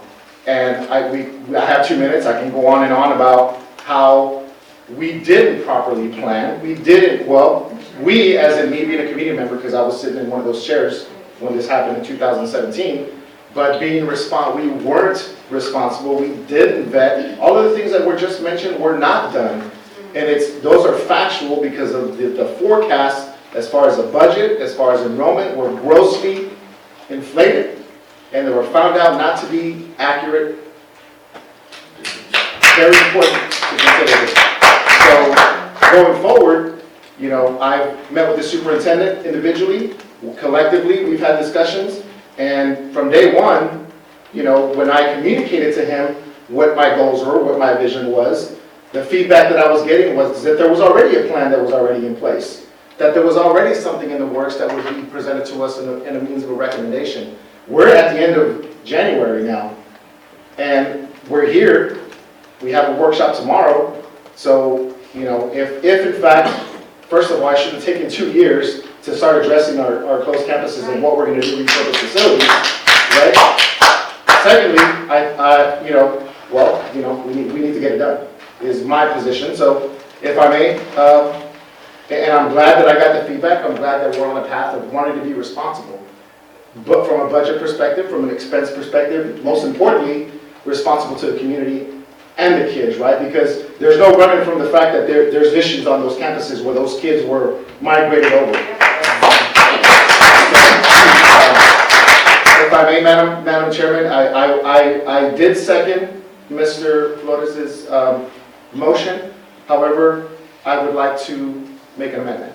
Okay, Mr. Rodriguez? In the portion and this is something that I feel is important. The amendment I would like to read as follows. Whereas the Board of Trustees believes that the reopening of these campuses should be done responsibly within available resources. And if I may, Madam President, I would like that amendment be inserted right before, therefore, be it resolved, the Board of Trustees is determined, that last paragraph there. Okay. We have an amendment now on the floor made by Mr. Rodriguez. Do I hear a second? I second. Seconded by Ms. Peña. So at this time, we'll be voting on the amendment first. So do I hear, if I could have roll call, Michelle, please, on the motion to amend the resolution. Mrs. Martinez? No. Mr. Ibarra? No. Mr. Flores? Yes. Ms. Ibarra Peña? Yes. Mrs. Prado? Yes. Mr. Rodriguez? Yes. Mrs. Flores? No. Okay, motion passes. So now we have the main motion on the floor, which is the resolution by Mr. Flores as amended. So we'll be voting on the resolution as presented with the amendment. So at this time, a motion was made by Mr. Flores, seconded by Mr. Rodriguez. So Michelle, can we have a roll call on the main motion as amended? Mrs. Martinez? No. Mr. Ibarra? No. Mr. Flores? Yes. Ms. Ibarra Peña? Yes. Mrs. Prado? Yes. Mr. Rodriguez? Yes. Mrs. Flores? Abstain. Okay, thank you. Motion passes. Okay, at this time now we will go into closed session, a portion of the meeting. The last item on the agenda has to do with closed session, so when we come back out, we will take item number 4 at that time. Let me read into the record the closed meeting pursuant to the Texas Open Meetings Act, Texas Government Code 551.071, 551.072, 551.074, 551.076, 551.082, and 551.0821. Number 1 is discussion concerning personnel matters pursuant to Texas Government Code Section 551.074. Number 2 is discussion with legal counsel concerning pending litigation pursuant to Texas Government Code Section 551.071. A. Roland Dyke with South San Antonio ISD, cause number 2017-CI22997, 150th District Court of Dare County, Texas. And B. Lynette Nicholas with South San Antonio versus South San Antonio ISD, cause number 2018-CI-13446, 57th District Court of Texas of Bexar County, Texas. The time is 9:45.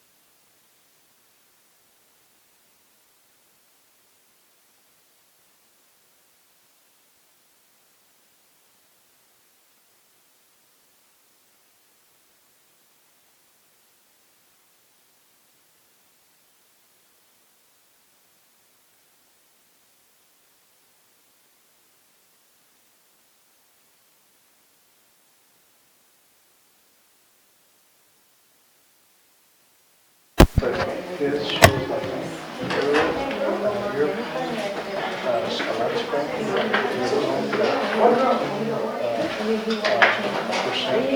Puerto Rican. And we have,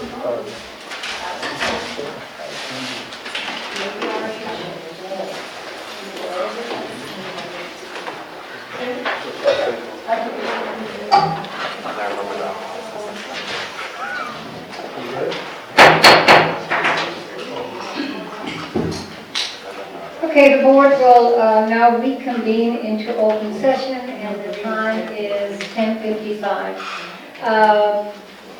We have 2 items on closed session. There is no action on item A regarding Roland Dyke with South San versus South San Antonio ISD. And the next item is item B, Lynette Nicholas versus South San Antonio ISD, cause number 2018 CI 13446. 57th District Court of Bexar County, Texas. Do I hear a motion? Madam Chair, Yes, Mr. Elijah. I'd like to make a motion to approve item B as discussed in closed session. I have a motion. Do I hear a second? A second. Second by Mr. Rodriguez. All in favor? Aye. Opposed? Motion passes. Do I hear a motion for adjournment? Move to adjourn. I have a motion to adjourn. Do I hear a second? Okay, I have a second. The meeting is adjourned at 10:56.